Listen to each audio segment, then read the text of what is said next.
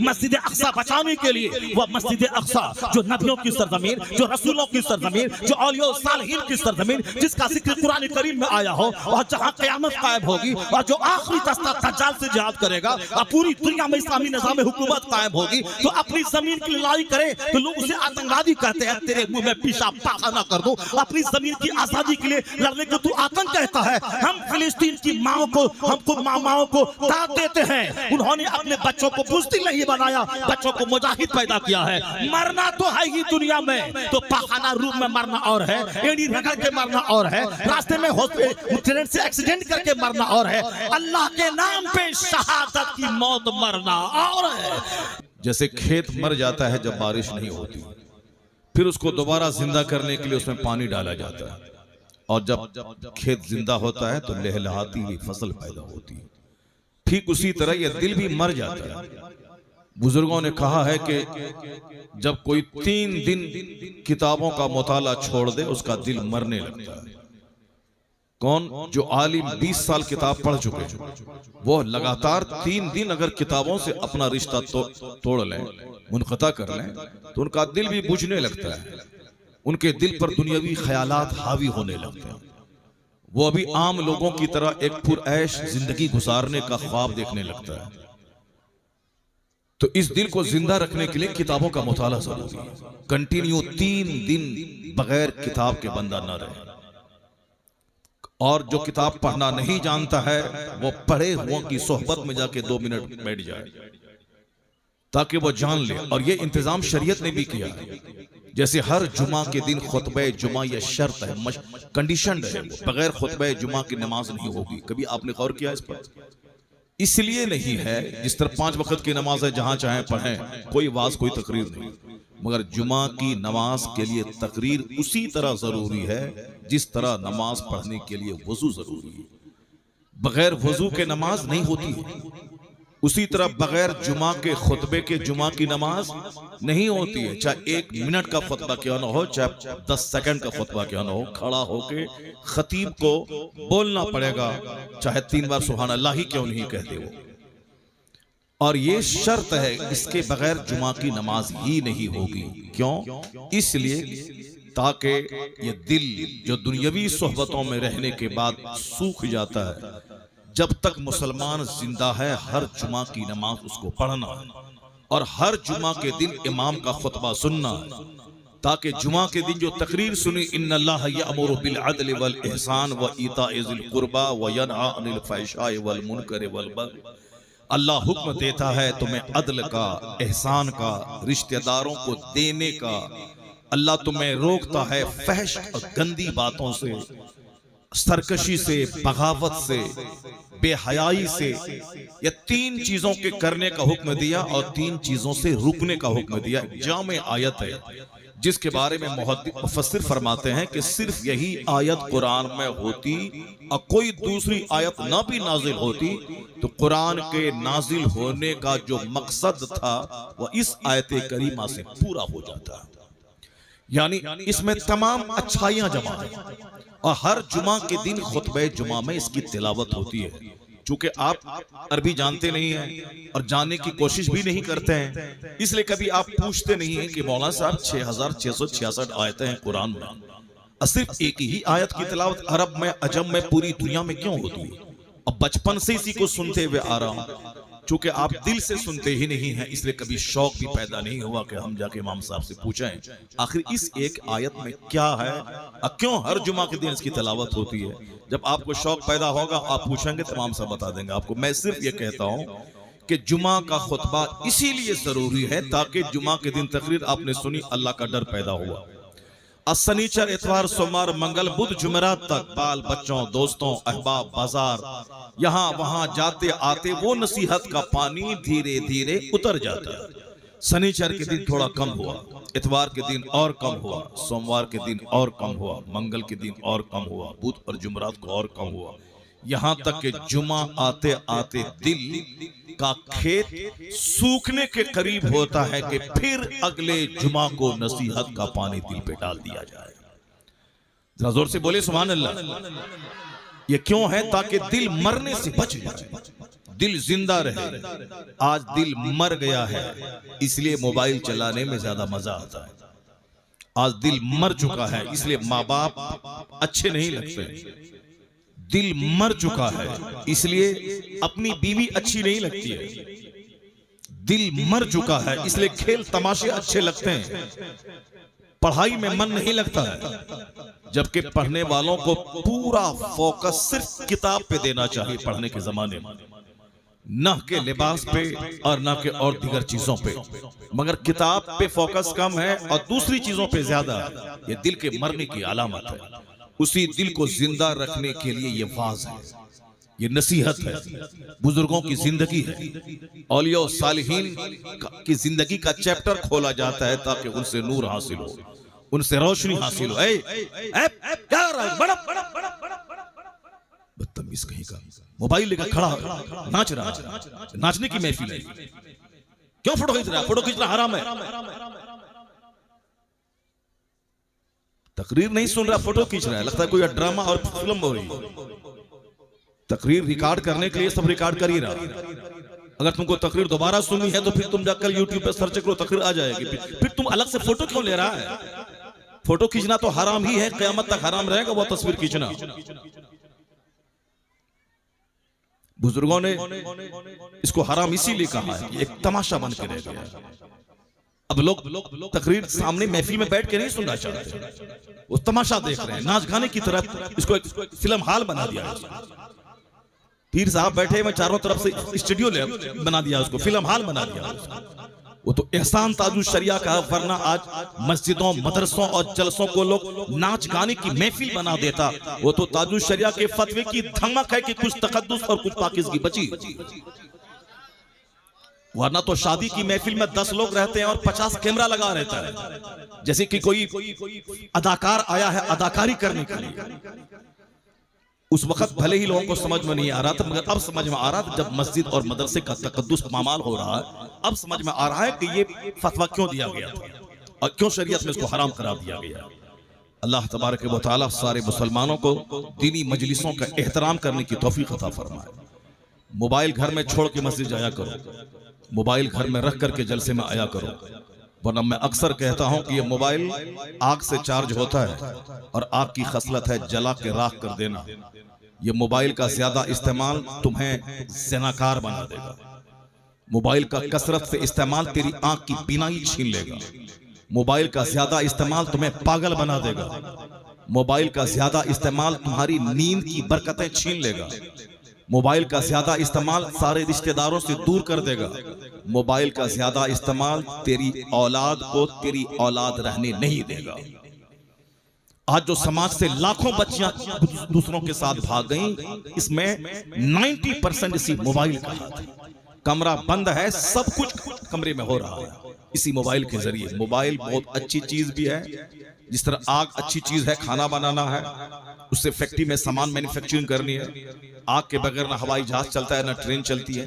مگر اس آگ کی خصلت ہے کہ اس آگ میں جو انگلی ڈالے گا وہ جل کے راکھ ہو جائے گا. تو آگ کو کنٹرول میں رکھنا چاہیے, نہ کہ اپنے آپ کو آگ کے حوالے کر دینا چاہیے. موبائل سے فائدہ حاصل کرنا چاہیے, نہ کہ اپنی زندگی موبائل کے استعمال کر کے تباہ کر دینا چاہیے. اس لیے موبائل کا استعمال کرنے کے لیے بھی علم چاہیے. جس طرح کچھ لوگ غریبی میں کافر ہو جاتے ہیں اور کچھ لوگ مالداری میں کافر ہو جاتے ہیں.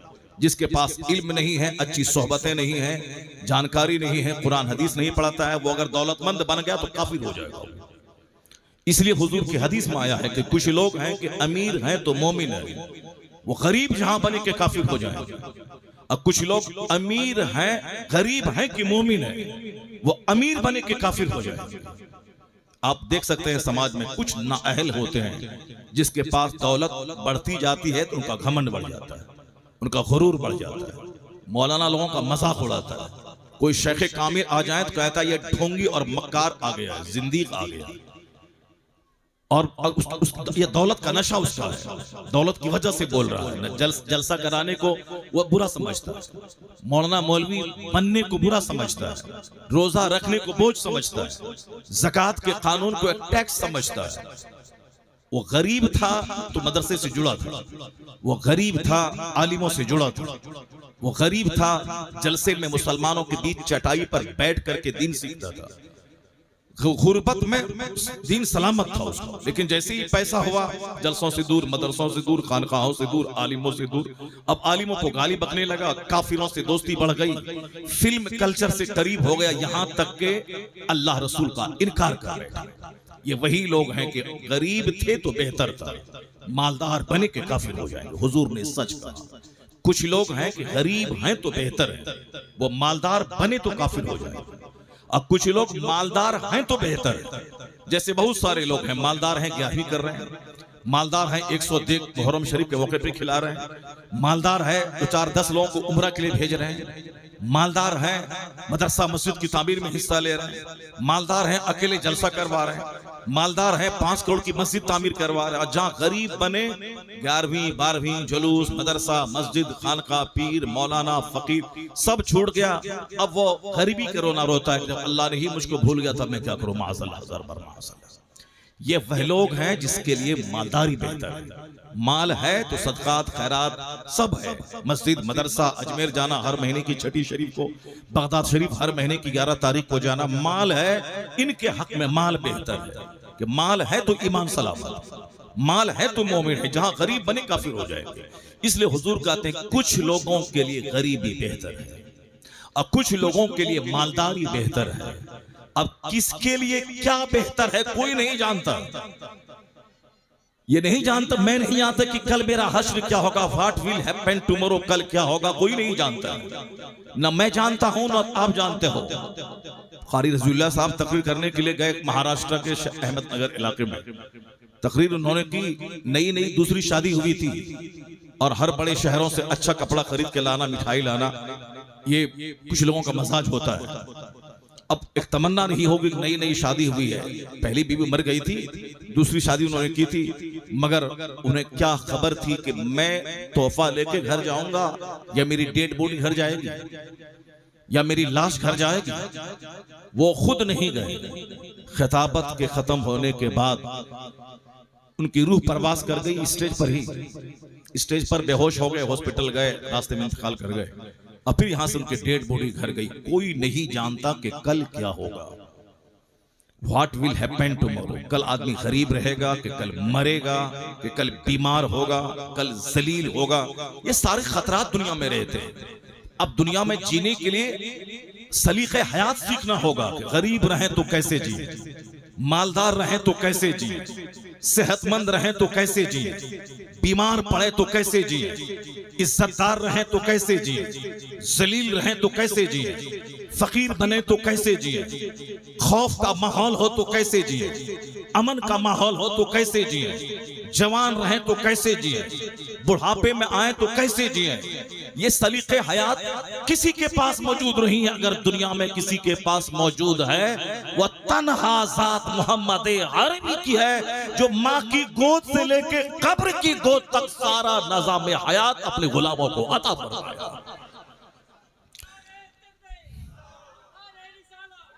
ہاں تم ہی لگاؤ نعرہ، تم خود نہیں سمجھتا کہ میں نعرہ کیوں لگا رہا ہوں، یہ خود نہیں سمجھتا میں نعرہ کیوں لگا رہا ہوں۔ جو عقل مند لوگ، پڑھے لکھے لوگ ہیں، وہ ان کو نعرہ لگانا چاہیے۔ عقل مند لوگوں کو آگے بیٹھنا چاہیے، بیٹھے ہمارے بچے سامنے بیٹھے ہوئے ہیں، یہی میرے جلسوں کا مزاج کہ بچے سامنے بیٹھے رہیں۔ ان لوگوں کی مجلسوں میں آگے کرسی لگتی ہے، آگے صحافی بیٹھتے ہیں، آگے جرنلسٹ بیٹھتے ہیں، آگے اسکول کے ٹیچر بیٹھتے ہیں، آگے پروفیسر بیٹھتے ہیں، اس کے بعد عام لوگ بیٹھتے ہیں، اور ہمارے جلسے کے مزاج یہ ہے کہ آگے ہمارے بچے بیٹھتے ہیں، آگے ہمارے وہ لوگ بیٹھتے ہیں جو نعت شریف سننے کے بعد اچھلتے اور کودتے ہیں۔ یہ ہمارا جلسہ ہے۔ ہمارے جلسے میں آدھی رات تک 12 بجے تک نعت خوانی ہوتی ہے، جس میں قوالی کا مزہ لیا جاتا ہے، اور پھر 12 بجے کے بعد جب نیند کی آغوش میں مجمع چلا جاتا ہے تب قرآن حدیث کی بات سنانے کے لیے ایک مولوی کو بلایا جاتا ہے۔ دوسروں کے جلسے جب ختم ہونے کا ٹائم ہوتا ہے، اس وقت ہمارے جلسے میں دین کی بات سنانے کے لیے کسی مولوی کو بیٹھایا جاتا ہے۔ تاکہ آدھے لوگ بھاگ جائیں اور سننے کا مزاج نہ رہے، لوگ سوتے رہیں، اس طرح سے قرآن حدیث کی بات کی توہین ہوتی رہے، اپمان ہوتا رہے، تاکہ آنے والے وقت میں کوئی اپنے بچے کو عالم نہیں بنائے، ورنہ عالم بننے کا مطلب ہے کہ کوئی ان کی بات نہیں سنے گا، اور اگر گویہ بننے کا مطلب ہے کہ سارا مجمع اچھل اچھل کر پیسہ بھی دے گا اور داد بھی دے گا سارا مجمع، تو اب سوچے گا کہ عالم بننے میں 20 سال کون دماغ جلائے گا؟ ہندی ہی میں نعت شریف لکھ کر کے اس کی نقل اور پریکٹس کی جائے، چاہے اردو آئے نہ آئے، تاکہ نعت پڑھیں، پیسہ بھی ملے گا، عزت بھی ملے گی، اور آس پاس دو چار لچے لفنگے بھی چلیں گے۔ مولانا کا سٹکیس اٹھانے والا کوئی نہیں ہے، مولانا کو سلام کرنے والا کوئی نہیں ہے، اور جو اردو نہیں آتی ہے جس کو ہندی میں نعت لکھ کے پڑھتا ہے گانے کے طرز پہ، اس کے آگے پیچھے 10 لچے لفنگے رہتے ہیں، اس کا ہاتھ چومتے، اس کا سٹکیس اٹھاتے ہیں اور اس کو اسٹیشن تک چھوڑنے جاتے ہیں اور لینے کے لیے ان کو جاتے ہیں۔ اب یہ بتائیں کہ اب ان لوگ گویہ نہ بنے گا تو کیا بنے گا؟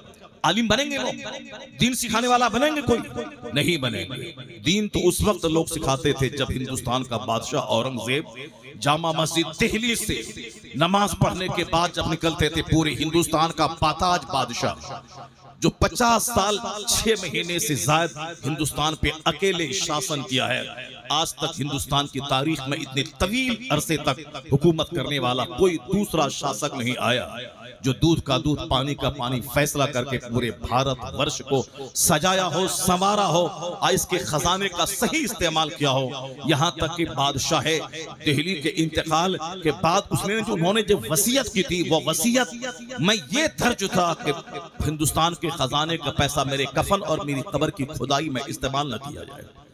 اتنا بڑا شاسک جب جامع مسجد دہلی سے باہر نکلتا تھا اور ملا احمد جیون رحمت اللہ علیہ جو ان کے استاد تھے، ان کی چپل وہ سیدھی کرتے تھے تو سارا ہندوستان تمنا کرتا تھا کہ کاش میرا بیٹا عالم ہو، جو عزت انہیں ملی ہے وہ عزت میرے بیٹے کو حاصل ہو جاتی ہے۔ جب عالموں کو سمان دیا جاتا ہے، جب عالموں کی گفتگو سنی جاتی ہے، جب عالموں کو عزت دی جاتی ہے، تب لوگ اپنے بچوں کو عالم بناتے ہیں، اور جب عالم اپمانیت کیے جاتے ہیں، اور جب عالم پرتاڑیت کیے جاتے ہیں، جب عالم کو مسجدوں سے نکالنے کی دھمکیاں دی جاتی ہیں، جب عالموں کی بات کوئی نہیں سنتا اور عالم سے کہا جاتا ہے کہ آپ کی وجہ سے جلسہ میرا فلاپ ہو گیا، اور جلسے والے بھی گویوں کے آگے پیچھے کرتے ہیں اور چاہتے ہیں کہ مولانا کو 2000 روپے ہی دے کے کام چلا لے، اور وہ اگر 80,000 مانگ لے تو 80,000 دینے کے بعد، پہلے ہی ایڈوانس دینے کے بعد، پھر ان کو ایک دن میں 10 بار فون کرنا ہے تاکہ وہ فیل نہ ہو آئے، اور مولانا کو فون تک نہیں کرتا ہے، وہ آئے تو ٹھیک ہے، نہیں آئے تو کوئی جلسہ میرا فرق نہیں پڑنے والا۔ جہاں ایسی بے حسی ہو، اس قدر علماء دین کی بے عزتی ہو، کوئی بچہ، کوئی باپ اپنے بیٹوں کو عالم نہیں بنائے گا۔ اس لیے اس کو گرہ باندھ کے رکھ لیں کہ عزت سے دنیا میں جینے کے لیے علم ضروری ہے، اور علم دنیا سے زیادہ علم دین ضروری ہے۔ علم دین سلامت ہے تو دنیا میں انسان ملیں گے، اور اگر مدرسہ جس دن اجڑ گیا، یہ جلسہ اجڑ گیا، حرام حلال سمجھانے والا کوئی نہیں رہا، تو دنیا کتوں سے بھر جائے گا، دنیا سوروں سے بھر جائے گا، دنیا جانوروں سے بھر جائے گی۔ کیسا ہوگا وہ دن؟ جو حدیث کا مفہوم ہے کہ ایک وقت ایسا آئے گا، عام طور پر کھلے بندوں شراب پی جائے گی، یعنی پانی سے زیادہ لوگ شراب پئیں گے۔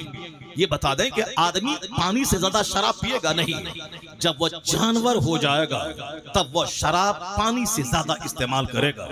اور حدیث میں آیا ہے کہ قیامت جب قریب آئے گی، یظہر الزنا، زنا ظاہر ہو جائے گا، لوگوں کو اپنی بیوی میں کوئی دلچسپی نہیں رہ جائے گی، لوگوں کو اغلام بازی میں دلچسپی ہوگی، یعنی عورتیں سے صحبت کریں گی جس طرح ہاسٹل میں ہو رہا ہے، مرد سے اغلام بازی کریں گے جس طرح عام طور پر ہاسٹل اور دیگر ماحول میں ہو رہا ہے۔ عورتوں کے لیے اللہ نے مرد کو بنایا، مردوں کے لیے اللہ نے عورت کو بنایا، تاکہ یہ دونوں لیگل وے میں شادی کر کے سماج کو گواہ بنا کر کے کہ ہم دونوں نکاح کر کے ایک ساتھ رہنے والے ہیں، تاکہ یہ دونوں ایک دوسرے سے فائدہ حاصل کریں۔ لیکن جب شیطان حاوی ہوگا تو آدمی شادی کو بوجھ سمجھے گا۔ شادی کے لیے ٹکا چاہیے 2 کروڑ روپے، لڑکا ہو اس کو نوکری چاہیے تب شادی ہوگی، چاہے ہر مہینے طوائف کے کوٹھے پہ جا کے منہ کالا کرے وہ سب چلے گا، مگر شادی کرنے کے لیے کارڈ چھپانے کے لیے 1 1 लाख रुपए चाहिए, डेकोरेशन के लिए 10 लाख रुपए चाहिए, वलीमा के लिए 20 लाख रुपए चाहिए, लड़की को जेवर देने के लिए 40 लाख रुपए चाहिए। और जब तक ये पैसे ना हो उस वक्त तक शादी नहीं होगी। और चाहे हर महीने लाका ज़िना करे, चाहे रोजाना लाका बाथरूम में जाके मुश्तजनी करे, यानी हाथ से मनी निकाले, चूंकि ख्वाहिश को कहां ले जाएगा। इसलिए मुश्तजनी करने वालों की तादाद बढ़ गई क्योंकि शादी को मुश्किल बना दिया गया। इकलाम बाजों की तादाद बढ़ गई क्योंकि शादी को मुश्किल बना दिया गया। तवाइफ के कोठे पे जाने वालों की तादाद बढ़ गई क्योंकि शादी को मुश्किल बना दिया गया। शादी बगैर कार्ड छपाई के नहीं होगी, शादी बगैर 10 करोड़ के नहीं होगी, शादी बगैर कपड़ा और जेवरात की रस्म की अदायगी के बगैर नहीं होगी। करा भी आंख बंद करके सोच लेते कि मैं बड़ा या मेरे मुस्तफा बड़ा। मुस्तफा इमामुल अंबिया वल मुरसलीन है, सारी कायनात के सरदार है, महबूबे परवरदिगार है। अगर वो चाहते तो अपनी बेटी फातिमा की शादी मैं जन्नत से खाना 1 लाख सहाबा के लिए ले आते। अगर चाहते तो हजरत अली को जन्नत से सोने का ताज ला के पहना देते। मगर कायनात के मालिक को मुख्तार मुस्तफा ने अपनी बेटी की शादी मस्जिद नबवी में 2-4-10 सहाबा के बीच में उसी पुराने लिबास में कर दिया, उस अली से जिस अली के पास रहने का अपना घर तक नहीं था, जिस अली को ज़ाहिरी तौर पर कोई मुलाजमत नहीं थी। जब शादी हुई मौला अली की फातिमा ज़हरा से तो दूसरे किसी सहाबी ने एक घर मौला अली को हिबा के तौर पर दिया, ये घर मेरी तरफ से आपको गिफ्ट है। मुस्तफा ने मौला अली को अपनी बेटी दे दी, जबकि ज़ाहिरी तौर पर कोई जरिए माश उनके पास नहीं था। अब मस्जिद नबवी में शादी कर ली। अब बगैर ऐलान के अगर ऐलान कर देते तो मक्का से सारे असहाब मदीना आ जाते और मदीना के ही सारे असहाब जमा हो जाते तो मस्जिद नबवी भर जाती। लेकिन चंद लोगों की मौजूदगी में अपनी बेटी का निकाह मौला अली से कर दिया। क्यों? ताकि कयामत तक का मेरा गुलाम शादी को बोझ नहीं बनाए, इतना आसान बना दे शादी को कि रात में रिश्ता मिले रात में निकाह कर दे, दिन में रिश्ता मिले दिन में निकाह कर दे, और 2 आदमी की मौजूदगी में निकाह कर दे, पुराने कपड़े में निकाह कर दे, सत्तू खिला के वलीमा करके निकाह कर दे। हुजूर ने अपनी शादी की, किसी में सत्तू खिलाया, किसी में जौ की रोटी खिलाई। एक बड़ा सबसे बड़ा वलीमा था जनाब ज़ैनब बिन्त जहश से आपने अक़्द किया, तब आपने रोटी और बकरे का गोश्त खिलाया था। उसके अलावा दूसरी शादियों में किसी में सत्तू, किसी में खजूर, ये खिलाया, ये वलीमा है। और यहाँ वलीमे में 10 करोड़ रुपए खर्च होंगे तब होगी शादी, कार्ड छपाई में 50,000 खर्च होंगे तब होगी शादी। ये मुसलमान सलील न होगा तो क्या होगा? हमें हमारी सारी इज्जत इसी में है कि मैं अल्लाह की बात मानूं, मेरी सारी इज्जत इसी में है कि मैं मुस्तफा की गुलामी करूं, मेरी सारी इज्जत इसी में है कि मैं असहाब और अहले बैत को अपने लिए मॉडल मानूं, मेरी सारी इज्जत इसी में है गौस ख्वाजा और रजा के तरीके पे चलो। काम सारा शैतान का है। और जब मुसीबत आती है तो कहते हैं कि अल्लाह कहाँ है, रसूलुल्लाह कहाँ है, गौसे आजम कहाँ है? ये मत बोल अल्लाह कहाँ है। अल्लाह तेरी शहरक से ज्यादा करीब है, मगर तू झांक के देख के तू कहाँ खड़ा है, तू कहाँ है, तेरी शादी कहाँ है, तेरा वलीमा कहाँ है, तेरा कपड़ा कहाँ है, तेरा घर कहाँ है, तेरी बेटियां कहाँ है, तेरे बच्चे कहाँ है, तेरे जीने का अंदाज कहाँ है। तू आज बदल के पक्का मोहम्मदी हो जा, जमीन खजाने उगलेगी, आसमान रहमतों की बारिश बरसा देगा।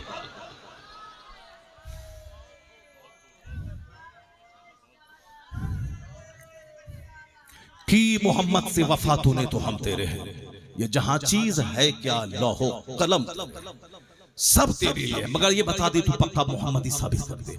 मैंने तो सिर्फ एक बात, एक शादी की रस्म को मैंने आपके सामने रखकर मैंने झंझोड़ने की कोशिश की कि हम कहाँ हैं, हुजूर ने मुझको कहाँ छोड़ा था। सरकार दो जहां ने खुद प्रैक्टिकल में किस तरह से शादी ब्याह किया जाए मेरे गुलाम करें, हुजूर ने खुद अपनी जिंदगी में अपनी बेटी की शादी करके बता दिया कि ऐसे जीना, ऐसे करना। और हमने किसको अपने मॉडल मान लिया, हमने किसकी नकल शुरू कर दी जिंदगी में। कभी तन्हाई में बैठ के आप नहीं सोचते, हम नहीं सोचते। इसलिए हमारा बेटा जब सामने मौजूद होता है, कोई मुस्लिम समाज का बेटा, उसका जोग्राफिया आप पहले देख लिए खड़े होकर, उनके सर के बाल देखे कि किस तरह से सर के बाल इसके, आखिर किसकी नकल में ये बाल रखा। उनसे पूछे कि गौसे आजम ने ऐसा बाल रखा, क्या ख्वाजा गरीब नवाज ने ऐसा बाल रखा, क्या आला हजरत का ऐसा बाल था, क्या उन्होंने किताब में लिखा हुआ ऐसे बाल रखो, चारों तरफ से मूंड के और बीच में औरतों की झोटा और चूटी की तरह बाल रखो, क्या ऐसा किसी किताब में है? क्या मस्जिद के इमाम साहब ने ऐसा रखा है? क्या तुम्हारे आलिम जो वाज करते हैं, समझाते हैं, क्या उनका बाल ऐसा? आखिर किसकी नकल तुम कर रहे हो? مولانا صاحب کی نقل کر رہا ہے، کسی یہ صاحب کی نقل کر رہا ہے، ہمارے صاحب صوفی ظہیر صاحب کی نقل کر رہا ہے، مسجد کے امام صاحب کی نقل کر رہا ہے. کس کی نقل میں تم نے ایسا جغرافیہ بنا کے رکھا؟ ذرا ہمارے بچوں کو دیکھیے، پہلے ہم لوگ چیختے چلاتے تھے کہ داڑھی رکھیے، داڑھی رکھنا سنت ہے، داڑھی رکھنے سے قوت مردان کی بڑھتی ہے. جس کے سر کے بال اڑ جائیں، ٹکلا ہو جائے، 90% وہ نامرد ہو جاتا ہے، چونکہ سر کے بال سے قوت مردانگی کا گہرا رشتہ رہتا ہے. اسی طرح داڑھی کے بال سے قوت مردانگی کا گہرا رشتہ ہے. ایک بہت بڑے طبیب نے کہا تھا کہ اگر 7 نسل تک لگاتار داڑھی مونڈتے رہیں تو 8ویں نسل ہجڑوں کی پیدا ہوگی. اس کا گہرا رشتہ قوت مردانگی سے ہے. یہی وجہ ہے کہ ابھی آپ نے سنا کہ سرکار غوث اعظم نے 4 شادی کی. غوث اعظم کو 49 اولاد تھی، 49 اولاد. ہم لوگ ایک بیوی میں آؤٹ ہو گئے، ہم لوگ 2-4 بچے میں آؤٹ ہو گئے. یا 49 اولاد، 2 بچے ہیں، کہاں سے کیسے کھلائیں، کہاں سے کھلائیں؟ چہرہ سوکھا رہتا ہے، دل اجڑا سا رہتا ہے، پریشر ہائی میرے پاس، شوگر میرے پاس، ہارٹ کی بیماری میرے پاس. صاحب کون سی بیماری نہیں تو سب سے بڑی بیماری غم اور پریشانی میرے پاس. روزی کی تلاش میں نماز گئی، روزہ گیا، زکات گئی، حج گیا. حج فرض ہوا تھا 10-20 سال پہلے، اب تک حج میں تاخیر ہو رہی، چونکہ مکان بنانا، گاڑی خریدنا، 5 بچے ہیں، شادی بیاہ، گھر مکان، بزنس، پڑھانا لکھانا، ڈاکٹر انجینئر بنانا، چاہے ان کا بیٹا پاجی ہو، ان کا بیٹا بے نمازی ہو، چاہے ڈی ایم بن جائے، پیسہ کما کے مر جائے، چاہے سبحان ربی الاعلیٰ کہنا تک نہ آتا ہو، سورہ فاتحہ کی تلاوت تک نہ آتی ہو، رہے وہ ڈی ایم رہے ایس پی، مگر سورہ فاتحہ تک نہ آتی ہو، سب چلے گا. نماز روزہ کچھ نہ آئے، سب چلے گا، مگر ڈی ایم بنے، ماسٹر بنے، داروغہ بنے، تاکہ نوکری کر کے 2 روٹی کمائے، 2 روٹی کما کے کھائے پیے، اور اس کے بعد پھر مر جائے. اب مرنے کے بعد وہاں جائے جہاں خربوں سال اب موت ہی نہیں آئے گی. دنیا میں تو 100 سال کے اندر ہی مر جانا ہے، چاہے ڈی ایم بن کے مرے، چاہے چپراسی بن کے مرے، چاہے 70 سال کی عمر میں، چاہے 25 سال کی عمر میں، مرنا تو ہے. اور یہاں کا 100 سال 1 سیکنڈ، اور مرنے کے بعد جہاں گئے وہاں موت ہی نہیں ہے، وہاں خربوں سال، بے گنتی سال، سدا موت کو ذبح کر دی جائے گی. جو باغ میں ہے تو باغ میں ہے، جو آگ میں ہے تو آگ میں ہے. کبھی سوچا ہی نہیں کہ مرنے کے بعد بھی کوئی زندگی ہے کیا؟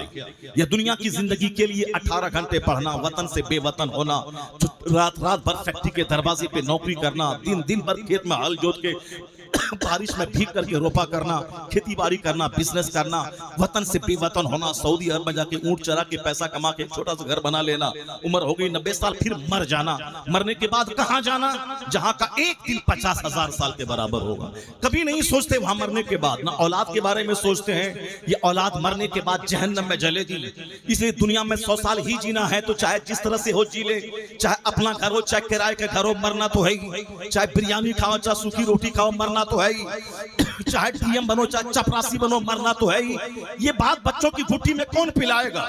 نہیں. دنیا کو خوشگوار بنانے کے لیے نماز چھوٹے مگر ڈی ایم بننا ہے، ماسٹر بننا ہے، بزنس کرنا ہے، مکان بنانا ہے، گاڑی خریدنی ہے. صرف دنیا ہی دنیا ہے.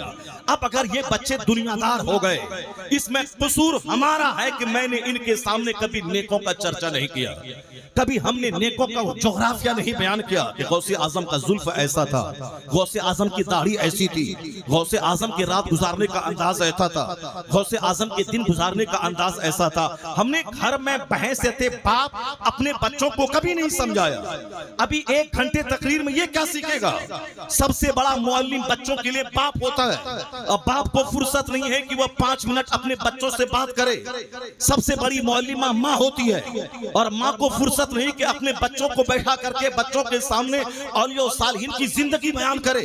اس لیے ہمارے بچوں نے جو موبائل میں، ٹیلی ویژن میں دیکھ کر جن کو اپنے لیے ماڈل چاہا، اس کو ماڈل مانا، اب اس کی طرح بال رکھ رہا ہے، اس کی طرح داڑھی رکھ رہا ہے. ہم 1000 چیختے تھے داڑھی رکھو، داڑھی کا بڑا گہرا رشتہ قوت سے ہے، مگر نہیں مانتا تھا. مگر ابھی فلم میں ایک ناچنے والا فرینچ کٹ داڑھی رکھا، کوئی ادھر اندر سیٹنگ کر کے رکھا، کوئی ایک طرف بہا کے رکھا، کوئی ادھر چھاڑ کے ادھر چھاڑ کے بیچ میں لٹکا کے رکھا، کوئی ادھر سے مونڈا کے رکھا. اب اسی کی نقل سارے بچے کر رہے ہیں. ہم لوگ چیختے تھے کہ داڑھی رکھو، مرد ہو داڑھی اللہ نے تجھ کو دیا ہے، عورتوں کو داڑھی نہیں دیا ہے۔ عورتیں وہ ہیں جو چوڑی پہنتی ہیں، عورتیں وہ ہیں جو پردے میں رہتی ہیں، عورتیں وہ ہیں اور اس کے اوپر میں دوپٹہ رہتا ہے، عورتیں وہ ہیں جس کے اوپر میں موٹی چادر رہتی ہے۔ عورتیں جب گھر میں رہتی ہیں تو سماج پاکیزہ ہوتا ہے، اور عورتیں جب جینس ٹی شرٹ پہن کے دوپٹہ ہٹا کے سماج میں گھومتی ہیں تو سارا سماج زناکاری کی کیچڑ میں لبت ہو جاتا ہے، اور جس سماج میں زنا پھیلے اس سماج میں خوف و ہراس کا ماحول اللہ طاری کر دیتا ہے، اور ظالم حکومت کو اس پر مسلط کر دیتا ہے۔ جہاں زنا ہو وہاں کے لوگ ہجڑے اور بزدل ہوتے ہیں، جہاں سود خوری ہو وہاں ظالم حاکم مسلط ہوتا ہے، جہاں شراب پیے جائیں وہاں صحت چھین لی جاتی ہے۔ یہ آج جو دنیا میں صحت گئی، آج جو قدم قدم پہ ہاسپٹل ہے، آج جو قدم قدم پہ ڈاکٹر ہے، یہ ہمارے گناہوں کا نتیجہ ہے کہ آج ہمارا سماج ہاسپٹل سے بھر گیا، ہمارا سماج ڈاکٹروں سے بھر گیا، ہمارے گھر کے 10 لوگ اور 10 بیمار چل رہے ہیں، یہ بیماریوں سے سارا سماج بھر گیا۔ کیوں؟ حدیث میں آیا ہے کہ جو فجر کی نماز چھوڑے گا اس کے چہرے کا نور ختم ہو جائے گا۔ اب یہاں چہرے کا نور ختم ہے، چہرہ بدرنگ ہے، چہرہ کالا ہو رہا، عربوں میں کھیلنے کے بعد ہمیشہ مایوسیت رہتی ہے، ڈس اپوائنٹمنٹ چہرے پہ رہتا ہے، ہمیشہ مایوسیت رہتی ہے، چونکہ ہوس ہے 10 کروڑ کی، اب پھول پاس میں ہے 2 کروڑ روپیہ، یہ غریب کو 2000 مل جائے تو یہ پھولے نہ سماتا ہے، اور یہاں 2 کروڑ کے باوجود چہرہ سوکھا ہے، کیونکہ پراپرٹی کا انہوں نے سودا کیا ہے، وہاں 2 کروڑ روپے 10 کروڑ روپے چاہیے، اب پاکٹ میں ہے 2 کروڑ، یہ 8 کروڑ کہاں سے آئیں گے؟ اسی فکر میں اس کا دماغ اڑا رہتا ہے، ہوپلیس رہتا ہے، پاگل ہو جاتا ہے، نہیں کام پورا ہو تو زہر کھا کے مر جاتا ہے۔ محلوں میں رہنے والا زیادہ زہر کھا رہا ہے، فلم انڈسٹریز میں ناچنے والا جس کی پیروی میں میرا بچہ جوکر کی طرف بال رکھتا ہے اور داڑھی رکھتا ہے، وہ زہر کھا کے روزانہ مر رہا ہے، اور آئے دن وہ جم میں فلم انڈسٹری کا سب سے خوبصورت نوجوان ابھی 5 مہینہ پہلے جم میں ہیلدی بننے کے لیے وہ لوہے کو گھما رہا تھا، چکر آیا، گرا، وہی مر گیا، بالکل 35 سال کا خوبصورت نوجوان وہاں مر گیا۔ موت جم کا چکر لگا رہی ہے، شادی کی محفل میں ڈانس کرتے ہوئے کئی خبریں آئی کہ عورتیں ناچ رہی تھی، چکر آیا، مر گئی، مرد ناچ رہا تھا، 70 سال کا بوڑھا ناچ رہا تھا پوتی کی شادی میں، مر گیا، 18 سال کا جوان بلا کے نچوایا جا رہا تھا اور اچانک اٹیک آیا، وہی شادی کی محفل میں پڑ گیا۔ پھر بھی ہماری آنکھ نہیں کھلتی ہے، ہم نہیں دیکھتے ہیں جب فلم انڈسٹری کا رہنے والا زہر کھا کے مر رہا ہے۔ جہاں لالچ ہے زہر کھانا ہوگا، اور جہاں صبر ہے وہاں چاہے کرائے کے گھر جانا ہو اللہ بادشاہوں جیسا سکون عطا کر دیتا ہے۔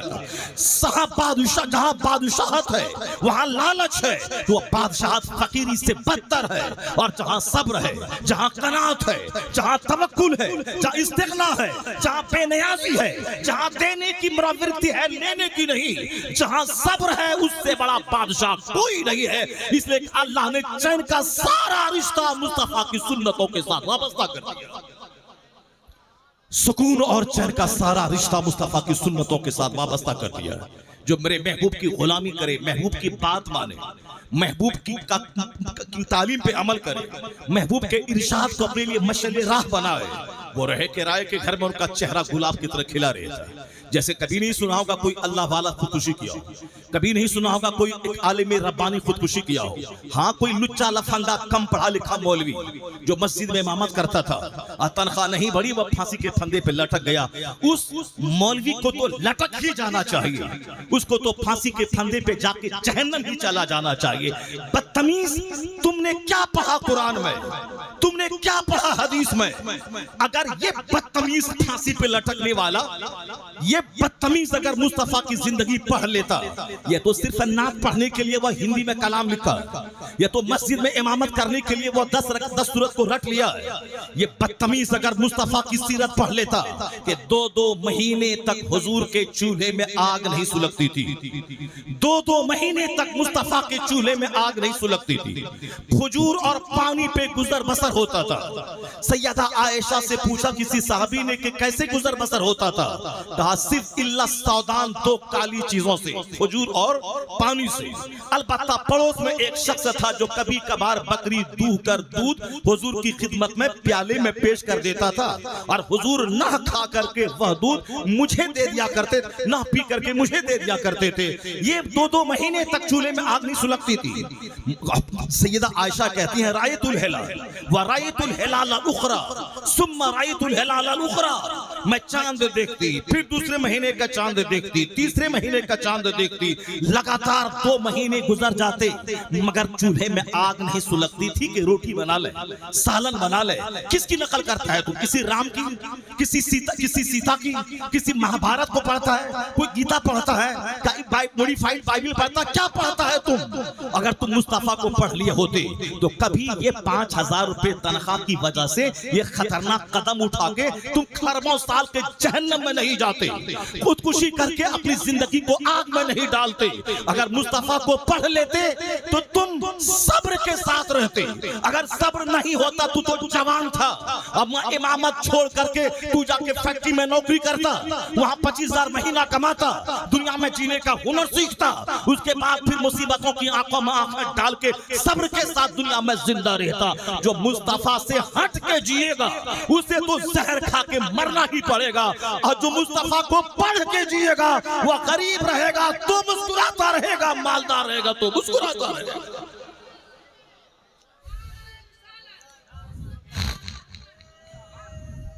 اور چند جوکر ہیں جو اس کی حمایت میں لکھ رہا ہے، یہ زہر کھا کے مر گیا، یہ پھانسی کے پھندے پہ لٹک گیا۔ پھانسی کے پھندے پہ لٹکنے والا وہ ہوتا ہے جو دین دنیا نہیں سمجھتا، جو دین کو نہیں سمجھتا۔ سشانت سنگھ راجپوت تو اربوں میں کھیلتا تھا، وہ کیوں پھانسی کے پھندے پہ لٹک گیا؟ صرف غریبی سے جھنجلا کے بہت سارے لوگ ہیں جو مکتب میں کماتے ہیں 5000 روپے مہینہ، کہاں زہر کھا کے مر رہے ہیں؟ بہت سارے لوگ ہیں ہمارے جھالیدہ میں جو ٹھیلا اور ریڑی پہ سیب کے بیچ کر دن میں 300 روپے کما کے جیتے ہیں، کہاں وہ خودکشی کر رہے ہیں؟ بہت سارے لوگ ہیں سڑک کے کنارے، وہ سیب اور پھٹا ہوا سنترا بیچتے ہیں، 200 روپے کماتے ہیں، کہاں زہر کھا کے مرتے ہیں؟ بہت سارے ہمارے سماج کے مزدور ہیں جو 5 گھنٹے 8 گھنٹے اینٹ ٹھو کر نیچے سے 3 منزلہ مکان پہ اینٹ چڑھاتے ہیں، پسینے میں شرابور ہو کے، وہ کہاں خودکشی کرتے ہیں؟ وہ کہاں زہر کھا کے مرتے ہیں؟ زہر کھا کے مرے گا وہ جو قرآن نہیں پڑھے گا، پھانسی کے پھندے پہ لٹکے گا وہ جو حضور کی حدیث نہیں پڑھے گا، پھانسی کے پھندے پہ لٹکے گا وہ جو سرکار کی سیرت سے روشنی حاصل نہیں کرے گا، جو پڑھ کے صرف دوسروں کو سنائے گا، خود اپنا عمل نہیں کرے گا، اسے تو زہر کھا کے مرنا ہی پڑے گا۔ اس لیے میں تم سے کہتا ہوں کہ دین سیکھو، مصطفیٰ کو اپنا آئیڈیل مان لو، سرکار دو جہاں کی سنت کو سیکھ کے اپنے گھر میں سنتوں کا ماحول پیدا کر۔ اگر 5 دن کا فاقہ بھی ہوگا تو تیرے گھر میں اگر اہل بیت کی محبت ہے تو سیدہ فاطمہ 3 دن سے بھوکی ہیں، مولا علی 3 دن سے بھوکے ہیں، ان کی کنیز فضہ 3 دن سے بھوکی ہے، 3 دن کا روزہ ہے، یہودی کے ہاں سے آٹا قرض لا کے روٹی بنائی گئی ہے، افطار کے ٹائم میں ایک مسکین آ گیا، روٹی اٹھا کے دے دی گئی، پانی پی کے دوسرا روزہ چالو ہے، دوسرے دن روٹی بنی، ایک قیدی آ گیا، روٹی اٹھا کے دے دی گئی، پھر پانی پی کے تیسرا روزہ چالو ہے، اور تیسرے دن روٹی تیار ہوئی تو ایک یتیم آ گیا، تو تینوں دن یتیم، مسکین اور قیدی کو روٹی دے دی گئی، اور یہاں فاقے میں ذرا شکوہ تک نہیں ہے، اور ان کا فرمان کیا ہے؟ میں تمہیں جو کھلا رہا ہوں اللہ کی محبت میں کھلا رہا ہوں، لفظ تھینکس بھی میں تم سے سننا نہیں چاہتا کہ تم لفظ شکریہ کہے، نہیں، میں اللہ رب العزت سے اس کا بدلہ مانگتا ہوں۔ تو اللہ نے جبرائیل امین کو بھیج کے مصطفیٰ کے گھر والوں کی تعریف کی، وَيُطْعِمُونَ الطَّعَامَ عَلَىٰ حُبِّهِ يَتِيمًا وَمِسْكِينًا وَأَسِيرًا، اور کھلانے کے بعد کہتے ہیں انما نطعمکم لوجہ اللہ لا نرید منکم جزاء ولا شکورا، ہم اس کا کوئی بدلہ اور لفظ شکریہ بھی تجھ سے سننا نہیں چاہتے، ہم نے جو بھوکا رہ کے کھلایا ہے وہ صرف اللہ سے بدلہ مانگنے کے لیے میں نے کھلایا ہے، اس کا سارا اجر اللہ سے میں چاہ رہا ہوں، اللہ سے میں چاہ رہی ہوں۔ سیدہ فاطمہ کے قول کو نقل کیا گیا، یہ 3 دن کا فاقہ ہے، مگر اللہ کی رضا پہ راضی ہے وہ لوگ جس کے صبر کی دھوم آسمان پہ مچی ہے۔ جناب جبرائیل امین سورہ طہر کی آیت میں نازل ہو گئے، تو جہاں صبر ہے، جہاں توکل ہے، جہاں قناعت ہے، اسی کا چرچا آسمانوں میں ہے، اسی کا چرچا فرشتوں کی جھرمٹ میں ہے، وہی دوسروں کے لیے آئیڈیل بن جاتا ہے۔ اور جہاں لالچ ہے، جہاں بے صبری ہے، جہاں مزید ہوس ہے، وہاں تو زہر کھا کے مرنا پڑے گا۔ پتا چلا جب فلم انڈسٹریز میں اربوں کمانے والا زہر کھا رہا ہے اور یہاں 200 کمانے والا مست 5 وقت نماز پڑھنے کے بعد اسی 200 میں راضی رہ رہا ہے، تو پتا چلا کہ پیسہ مسئلے کا حل نہیں ہے، مسئلے کا حل مصطفیٰ کی سنت، مصطفیٰ کی سیرت، مصطفیٰ کا طریقہ ہے جو حضور کو سامنے رکھے گا، یہاں بھی مسکرائے گا، مرے گا تو مصطفیٰ کی شفاعت سے جنت الفردوس کا حقدار ہو جائے گا۔ یہ سارے پرابلمز اس لیے ہیں کہ ہم حضور کو پڑھنا ہی نہیں چاہتے، حضور سے ہٹ کے جیتے ہیں، اس لیے خودکشی ہے، اس لیے لفظی ہے، اس لیے بکواس ہے، اس لیے سماج میں گالی گلوچ ہے، اس لیے طلاق ہے، اس لیے تکرار ہے، اس لیے گھر اجڑ رہا ہے، ہمارے بچے اجڑ رہے ہیں، کافروں کا حوصلہ بلند ہو رہا ہے، وہ مجھے مارنے، وہ مجھے ڈرانے، مجھے صف ہستی سے مٹانے کی دھمکیاں دے رہا ہے، اور ہم بزدل بن کر ان کی ساری دھمکیوں کو سن رہے ہیں، اور پھر اپنے ہی مذہب کے بارے میں احساس کمتری کے شکار ہو رہے ہیں کہ میرے مذہب کا مستقبل کیسا ہے، پتہ نہیں آنے والا دن میرا کیسا ہوگا۔ یہ لڑکا کہاں جا رہا، کہاں بھاگ رہا؟ دیکھیے زمزم بھائی کی نعت کے ٹائم میں نعرہ لگا رہا تھا، ذرا اس کی ٹوپی دیکھیے کس قدر ٹوپی، اس کی ٹوپی لال ہے اور اس کے سر پہ جو ہے نقش نالین لگا ہوا ہے، اور یہ زمزم بھائی کے ٹائم اگر یہ بھاگ گیا ہوتا تو چلو بھائی بات سمجھ میں آتی کہ چلو نعت شریف سمجھ میں آ رہا، نعت شریف یہ سمجھتا ہے جلدی سے بیان شروع ہو اور ہم جا رہے، پوری نعت سنتا رہا، اور قرآن حدیث کی بات ہو رہی ہے، حضور کی سیرت بیان کر رہے ہیں، جینے کا سلیقہ بتا رہے ہیں، تو اب یہ محفل سے اٹھ کے بھاگ رہا ہے۔ یہ ہم نے اپنے بچوں کو سکھایا ہے، یہی مزاج ہم نے لوگوں کو دیا ہے۔ جلسہ کو اس لیے اٹھ گیا ہوگا، ہم بدگمانی نہیں کر رہے ہیں، اگر کسی وجہ سے اٹھ گیا تو ٹھیک ہے، ورنہ نہیں تو عام طور پر جو بچوں کا نیچر ہے وہ تقریر میں کامیڈی سننا چاہتا ہے، وہ تقریر میں لطیفہ سننا چاہتا ہے، وہ تقریر میں بغیر سر پر کے لچھے دار جملے سننا چاہتا ہے، تاکہ صاحب بولیں پٹاک سے پٹک کر کے نعرہ لگوا دیں، جو ہمارے لوگوں نے ماحول بنا دیا، پٹک کے نعرہ لگوانے کا جو ماحول بنا دیا ہے، سلیقے سے قرآن حدیث اور سیرت کی بات ہی کوئی نہیں سننا چاہتے، اسی لیے اسی ماحول کا اثر ہے کہ من نہیں لگتا۔ تو اگر من نہیں لگے گا تو سن لو، آنے والے دن میں کوئی تقریر نہیں کرے گا، اس اسٹیج پر شیخ چلی آئے گا، اور جس طرح سے آنا شروع ہو گیا ہے رامپور، مراد آباد، پیلی بھیت علاقے میں عرس کی تقریب میں شیخ چلی کو لوگ بلا رہے ہیں، وہ شیخ چلی پوری ٹیم کے ساتھ 5 لاکھ 6 لاکھ روپے لوگ دیتے ہیں اس کو، اور اس کو 5 اسٹار ہوٹل میں رکھتے ہیں۔ ہم جیسے مولویوں کو تو جہاں تہاں لوگ رکھواتے ہیں، اب بسکٹ اور دال موٹ کھلاتے ہیں، اور ان شیخ چلی کو آدمی 5 اسٹار ہوٹل میں رکھتا ہے، اور لگزری کار، قیمتی کار میں اس کو لاتا ہے، اور اس کو 5 لاکھ روپے جو فیس اس کی وہ دیتا ہے، اور دوران لطیفہ جو لاکھوں روپے اس پر چھوٹ کی شکل میں آتے وہ سب لے کے سمیٹ کے 10 لاکھ پہ جاتا ہے۔ کیا بولا وہ؟ صرف لطیفہ اتنا ہنسایا کہ ہنس کے پیٹ میں درد ہونے لگا سارے لوگ۔ یہ اس کے ذمہ دار ہم ہیں۔ جب ہم تقریر میں قرآن حدیث نہیں سنا کر کے لطیفہ سنائیں گے تو کمیٹی والا تو بولے گا تم سے اچھا لطیفہ تو شیخ چلی سنا رہا ہے، تم سے اچھا لطیفہ شیخ چلی سناتا ہے، اس کو ہی کیوں نہیں بولا ہے؟ جب تم بھی لطیفہ ہی بولتا ہے، تم بھی لطیفہ ہی سناتا ہے، تو کیوں نہیں بہتر ہے کہ شیخ چلی کو بلا لے؟ اگر تم نعت میں ہو کر کے قوالی کا مزہ لے کے سناتا ہے، اور اپنے سے لا کر کے مشین پہ انگلی ڈال کر کے اسے گانے بجانے میوزک کی آواز نکالتا ہے، پھر تم کو لوگ کیوں سنے گا؟ قوال کے کیوں نہیں بولائے گا؟ قوال آئے گا ہارمونیم اور طبلہ سے سجا ہوا اسٹیج پر بیٹھے گا، اب وہ سنائے گا، لمبا لمبا بال رکھے گا، وہ قوال سنائے گا۔ جب تم بھی نعت شریف میں قوالی ہی کا رنگ بھرنا چاہتا ہے تو تجھ سے اچھا رنگ تو قوال بھر دے گا، اسے قوال کو لایا جائے گا۔ اگر آپ نے جلسے کی قدر نہیں کی، قرآن حدیث کے سننے کا ماحول نہیں بنایا، اور نعت خوانی کو کم نہیں کیا، صرف ایک نعت ہوگی جیسے اجمل اور بیکل پڑھتے تھے، 5 اشعار پڑھتے تھے، اس کے بعد 5 گھنٹے کی تقریر ہوتی تھی۔ نظامی صاحب ہیں، علامہ رسول قاضی علیہ رحمہ ہیں، اور صاحب بڑے بڑے خطبہ آ رہے ہیں، نعت ہوئی 5 منٹ کے لیے، اس کے بعد صرف خطاب ہو رہا ہے۔ اور بعض کے دنوں میں جب نعت خوانی لمبی ہوئی تو ہمارے بزرگوں نے کہا تھا کہ آنے والے وقت میں پھر دیکھنا یہ سر کا درد ہو جائے گا۔ بزرگوں نے کہا تھا، اور واقعی آج سر کا درد ہو گیا، آج تقریر کوئی سنا نہیں چاہتا ہے سوائے نعت خوانی کے۔ اس لیے محفل کو اگر بچانا ہے شیخ چلی سے، اور محفل کو بچانا ہے کامیڈین سے، محفل کو بچانا ہے قوالوں سے، تو عالموں کی قدر کرنی ہوگی، تقریر کو سننا ہوگا، اور تقریر میں کہانی، قصہ، کامیڈی کو ہٹا کر صرف قرآن پڑھنا ہوگا۔ اللہ بڑا ہے تو اللہ کی بات بھی سب سے بڑی ہے۔ جو حوصلہ اللہ کی بات سے مل سکتا ہے وہ غیر خدا کی بات سے مل ہی نہیں سکتا۔ یہ قصور ہمارا ہے کہ میں مطالعہ نہیں کرتا، اس لیے میں کامیڈی کا سہارا لیتا ہوں، میں کہانی کا سہارا لیتا ہوں۔ اگر تم خطیب ہو تو قرآن پڑھو، قرآن پڑھ کے لوگوں کو بتاؤ، لوگوں کو حوصلہ دو، حضور کی حدیث پڑھ کے بتاؤ کہ حضور نے کیا کہا ہے، پھر اس کے بعد تب خطابت کا حق ادا ہوگا۔ قصہ کہانی اور کامیڈی سے نہیں ہوگا، ہاں کرنے سے کام نہیں چلے گا، ایکٹنگ کرنے سے کام نہیں چلے گا، لباس بدلنے سے کام نہیں چلے گا۔ قرآن پڑھ کے سنا، حضور کی حدیث سنا، سرکار کی سیرت سنا، اور محفل 1 گھنٹے کی ہو مگر پوری مذہبی محفل ہو، نہ کہ اس میں دنیا اس میں مکس ہو جائے. اگر ایسا ہوا تو یہاں سے نوجوان اٹھیں گے تو مسجد کی بربادی کا رونا نہیں، مسجد کی آبادی کا منظر دیکھنے کو مل جائے گا.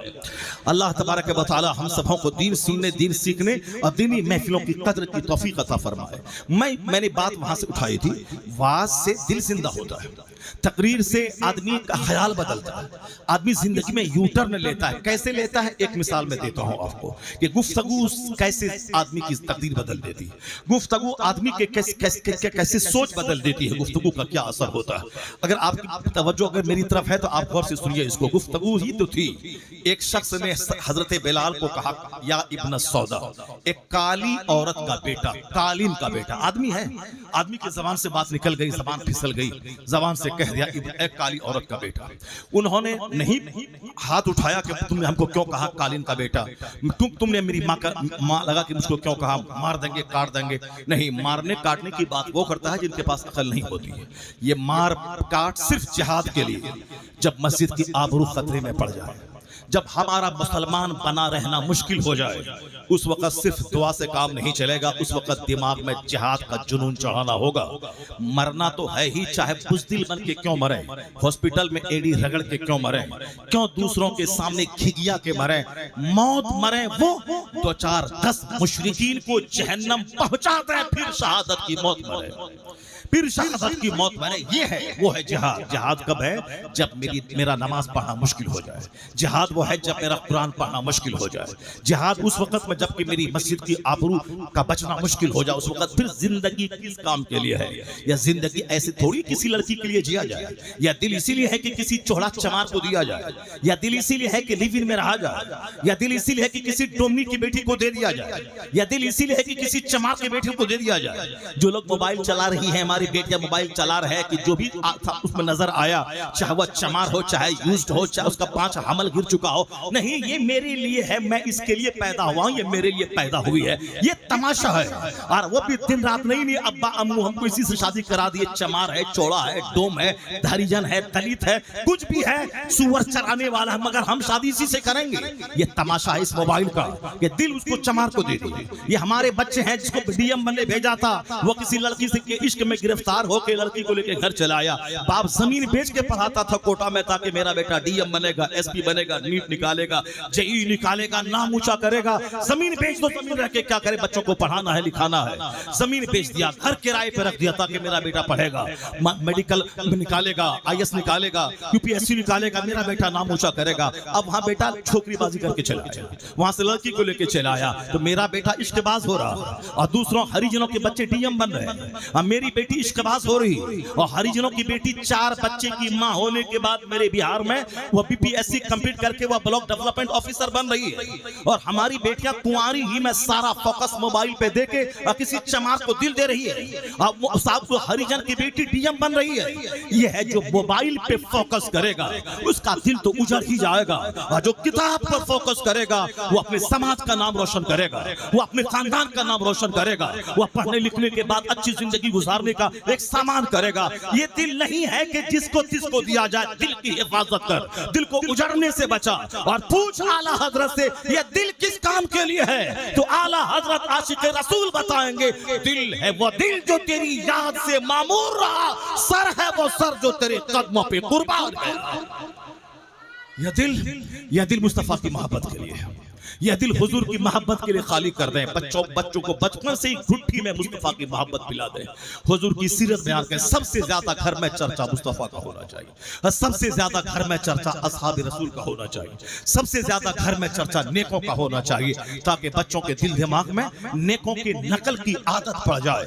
یہاں تو چرچا دن رات ہے کہ وہ ڈاکٹر بنا اربپتی بن گیا، وہ انجینئر بنا کھربپتی بن گیا، وہ ماسٹر بنا 1 لاکھ مہینہ کمانے لگا، وہ انجینئر بنا 10 لاکھ امریکہ میں کمانے لگا، گھر بنایا، مکان بنایا، گاڑی خریدا، اس کے بعد مر گیا، یہ کوئی باپ نہیں بتاتا کہ وہ امریکہ میں 10 لاکھ مہینہ کمایا، 90 سال عمر ہوگی، وہاں سے گھر آیا اور 1 درجن بیماری لے کے آیا اور اچانک چکر آیا، مر گیا، باتھ روم میں مر گیا، یہ کوئی نہیں بتاتا۔ یہ موت کا چرچہ اپنے گھر میں بچوں کے سامنے کرنا ہوگا، اس لیے کرنا ہوگا کہ تاکہ دنیا کی محبت گھٹے اور آخرت کی محبت بڑھے، دنیا کی لگزریس لائف کا شوق ختم ہو اور جنت پانے کی طلب پیدا ہو جائے۔ اور یہ حضور نے کہا ہے، سرکار سیدہ عائشہ فرماتی ہیں کہ سرکار دو عالم علیہ السلام کا فرمان ہے، جو روزانہ 20 بار موت کو یاد کرے گا وہ اپنے بستر پہ ہی کیوں نہ مر جائے، اللہ اسے شہادت کا مرتبہ عطا فرمائے گا۔ جو ڈیلی 20 بار موت کو یاد کرے گا۔ اور ہم کیسے جی رہے ہیں کہ قبرستان سے آنے والوں کے لیے ایک طرف سے دیہات میں سب کے دروازے پہ بالٹی میں پانی رہتا ہے، تاکہ قبرستان سے آکے سب سے پہلا کام یہ کرنا ہے کہ پیر کو دھو لینا، تاکہ قبرستان کی مٹی گھر میں نہ جائے۔ اگر مٹی گھر میں چلی گئی تو 1 سال کے اندر میں سارا گھر اجڑ جائے گا اور گھر کے سارے لوگ مر جائیں گے۔ اسی لیے مر نہ جائیں، قبرستان سے آنے کے بعد ہاتھ دھو لینا اور پیر دھو لینا، تاکہ قبرستان کی مٹی گھر میں نہ جائے۔ اتنا ڈر ہے ہمیں موت سے، اتنا ڈر ہے ہمیں قبرستان جانے سے، چاہے جتنا بھی ڈرو اس سے کچھ بھی نہیں ہونے والا ہے۔ اللہ کا فیصلہ ہے، فَإِذَا جَاءَ أَجَلُهُمْ لَا يَسْتَأْخِرُونَ سَاعَةً وَلَا يَسْتَقْدِمُونَ۔ جب موت کا وقت آئے گا تو ایک لمحہ نہ آگے ہوگا نہ پیچھے ہوگا، 1 سیکنڈ آگے پیچھے نہیں ہوگا۔ یہ منہ میں مٹھو بنتے رہو کہ ایم سے لے کے جاتے تو بچ جاتا، پی ایم سی ایچ لے کے جاتے تو بچ جاتا، رم سے لے کے جاتے تو بچ جاتا، یہ سب شیطانی دھوکہ ہے۔ حضور کہتے ہیں فَلَا تَقُلْ لَوْ فَإِنَّ لَوْ تَفْتَحُ عَمَلَ الشَّيْطَانِ۔ یہ حدیث میں آیا ہے کہ ان کیس، اگر، جس کو عربی میں کہتے ہیں لو، لام و زبر لو، لو کا معنی ہوتا ہے ان کیس، اگر، کاش۔ حضور کہتے ہیں کہ یہ مت بولا کر کہ اگر ہم لے کے جاتے تو وہاں بچ گیا ہوتا۔ بے شمار لوگ انڈیا کے ہیں جو علاج کرانے امریکہ جاتے ہیں اور وہاں سے شفایاب ہو کے بہت کم لوگ آتے ہیں، ڈیڈ باڈی لے کے آتے ہیں۔ اگر شفا امریکہ میں رہتی تو ڈیڈ باڈی نہیں آتی، اگر شفا دلی کے ایمس میں رہتی تو دلی سے ایمس سے روزانہ 200 لاشیں نہیں نکلتی، اگر شفا ریمس اور ایمس میں رہتی تو وہاں سے ڈیڈ باڈی روزانہ 10 20 50 کی تعداد میں نہیں نکلتی۔ پتا چلا کہ ایک تدبیر ہے، علاج کرانا ہے، علاج کرانا ہے، ڈاکٹر کے پاس جانا ہے، باقی وشواس اللہ کی ذات پہ رکھنا ہے کہ جو خدا چاہے گا وہی ہوگا۔ اور جب بچہ مر جائے، باپ مر جائے، یہ نہ بولے کہ وہاں جاتے تو بچ جاتا، یہ نہیں بولے، بولے یہی بندوں کے چاہنے سے کیا ہوتا ہے، وہی ہوتا ہے جو منظور خدا ہوتا ہے، جو اللہ نے چاہا وہی ہوا۔ اگر لو ان کیس اگر بولے گا تو حضور کیا کہتے ہیں، تفتح عمل الشیطان، شیطانی سوچ کا دروازہ کھلتا ہے وہاں سے۔ تقدیر پر یقین کرنا ضروری ہے کہ جو اللہ نے لکھ دیا ہے وہ ہو کے رہے گا، اور ان کیس والا جملہ اس تقدیر پر ایمان کو کمزور کر دیتا ہے۔ اس لیے بلائنڈلی آنکھ بند کر کے ماننا پڑے گا، جو اللہ نے لکھ دیا وہ ہو کے رہا۔ ہر پیدا ہونے والے کو مر ہی جانا ہے، یہ بات اپنے بچوں کو بتانا پڑے گا، اپنی بیوی کو بتانا پڑے گا، اور اپنے گھر میں ڈیلی 20 بار موت کو یاد کرنا پڑے گا۔ اور جو 20 بار ڈیلی دعا کرے، ہر نماز کے بعد اگر 4 بار ہی وہ بولے گا اللہم بارک لی فی موتی، اے اللہ میری موت میں برکت عطا فرما، وفی ما بعد الموت، اگر یہ دعا کرے 5 بار ہر نماز کے بعد، تو ہر 5 نماز میں اگر ہر نماز کے بعد 4 بار بولے تو 20 بار ہو جائے گا۔ اور حدیث کی روشنی میں جو 20 بار روزانہ موت کو یاد کرے گا وہ اپنے گھر ہی میں کیوں نہ مر جائے، اللہ شہادت کا مرتبہ عطا فرما دے گا۔ اور حضور فرماتے ہیں اکثروا ذکر حادمی لذات الموت، سرکار کہتے ہیں کہ لذتوں کو ڈھا دینے والی چیز جو موت ہے اس کو کثرت سے یاد کرو۔ قرآن شریف میں کثرت سے موت کا چرچہ آیا ہے، مگر یہ ہاتھ بھی دھو کے مٹی جھاڑتے ہیں تاکہ قبرستان کی مٹی گھر نہ پہنچے، اور دروازے پہ بالٹی میں پانی ہے، پاؤں دھو تاکہ قبرستان کی مٹی گھر میں نہ پہنچے۔ اگر بول دیا کہ اگر میں مر گئی تو میری امی تم رونا مت، تو پھر قیامت اس سر پہ اٹھا لیتی ہے ماں کہ تم یہ جملہ بولا کیسے، تم منہ سے موت نکالا کیسے، مت نکالو، موت کی بات نہیں بولنا ورنہ مر جاؤ گی۔ یہ ہے جاہل ماں، یہ ہے یہ جاہل باپ، انہی جاہل ماں باپ کی صحبت میں رہنے والے جاہل بچے جو صاحب زندگی کی تمنا رکھ رہے ہیں، اب موت کا چرچا نہیں کرتے کہ شام کے وقت میں موت آئے گی۔ آج دوسرے کا اعلان ہوا عبدالصمد بھائی نہیں رہے، کل فجر کے بعد اس کے جنازے کی نماز ہوگی۔ یہ نہیں سمجھا کہ کل ہو سکتا ہے کہ میرے نام کا اعلان ہو جائے کہ کل فلاں صاحب نہیں رہے اور ظہر کے بعد ان کے جنازے کی نماز پڑھی جائے گی. روزانہ 5 ٹائم اذان اب کم ہو رہی ہے اور اذان ہوتی ہے 5 ٹائم اور جنازے کا اعلان 10 بار ہو رہا ہے. اس کے باوجود بھی دل نہیں کانپ جاتا کہ کل میرا اعلان ہوگا. نہیں، اسلام نے اس بات پہ زور دیا ہے کہ دنیا سے زیادہ آخرت سے محبت کر. یہی وجہ ہے کہ قرآن میں 114 سورتوں میں سب سے زیادہ آخرت کا چرچا ہے، سب سے زیادہ موت کا چرچا ہے.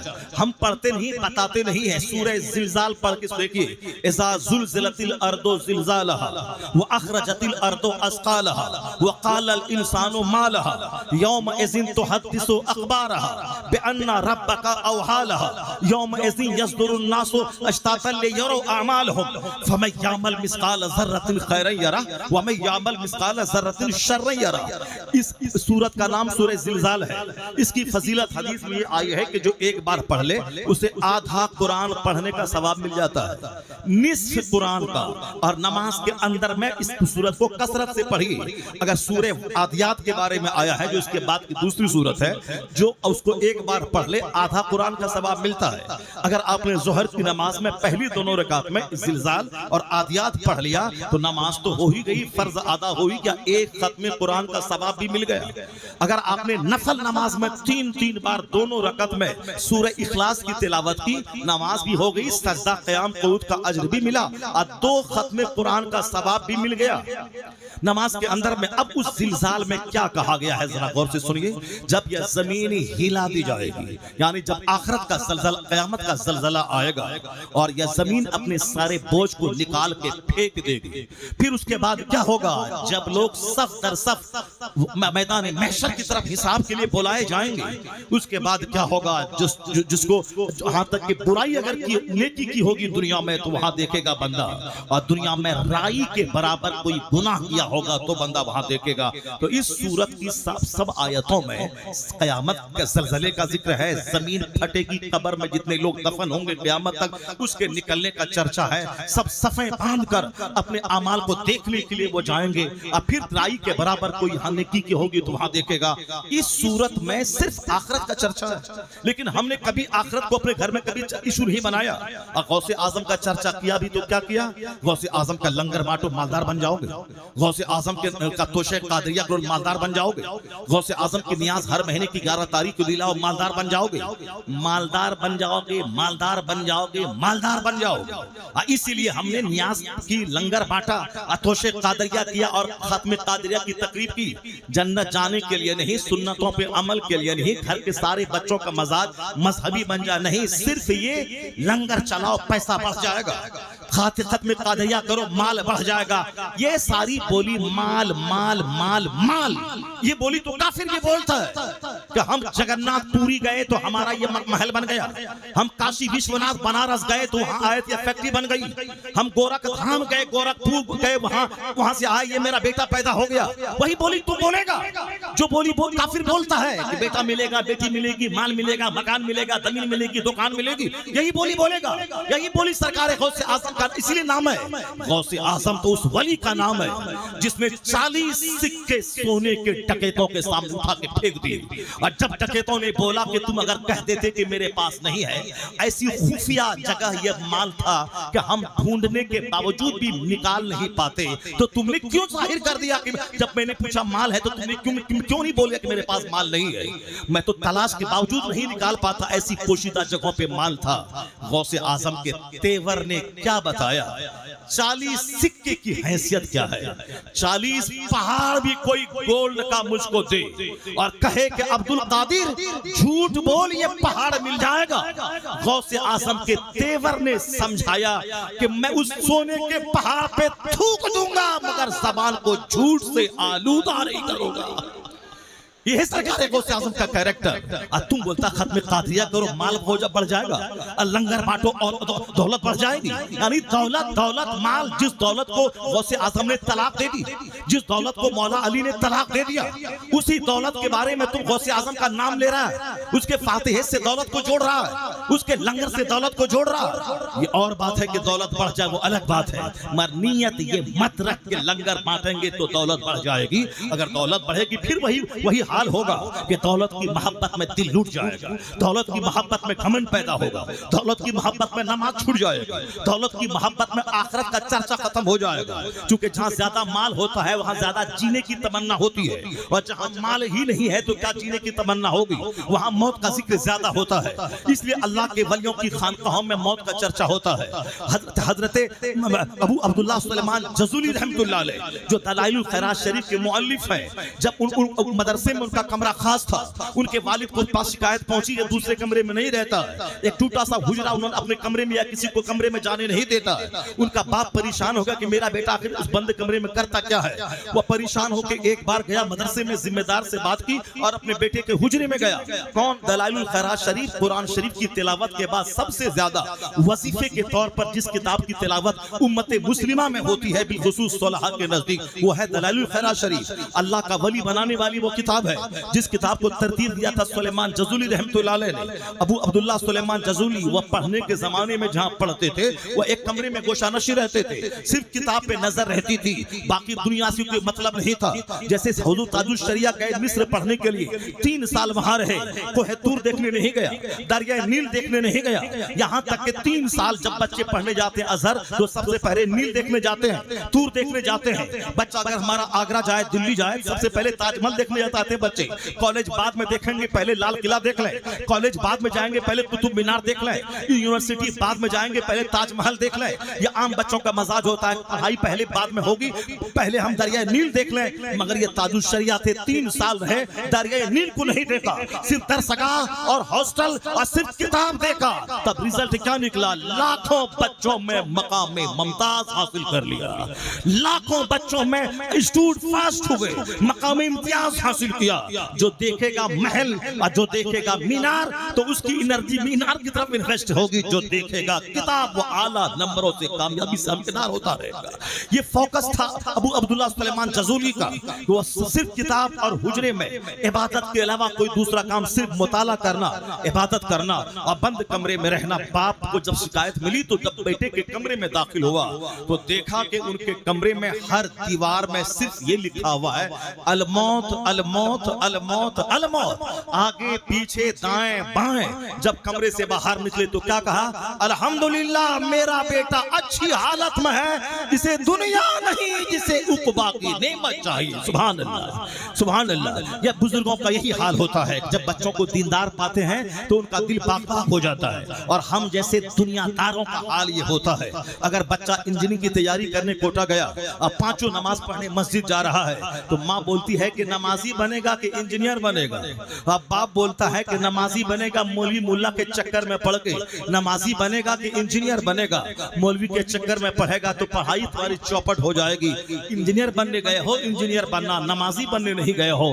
اب جو ماں باپ بچوں کو یہ کہے ان کا بچہ کا جوکر ہونا طے ہے. اگر وہ انجینئر بن بھی جائے تو ممکن ہے کہ وہ ماں باپ کی صحبت کی وجہ سے جو انہوں نے تربیت کی ہے وہ کافر ہو جائے، جس طرح عام طور پر ہو رہے ہیں. انجینئر بننے کے بعد امریکہ گئے، وہی کسی کرسچن سے محبت کی، اسی سے شادی رچا کے دین کما کے بیٹھا.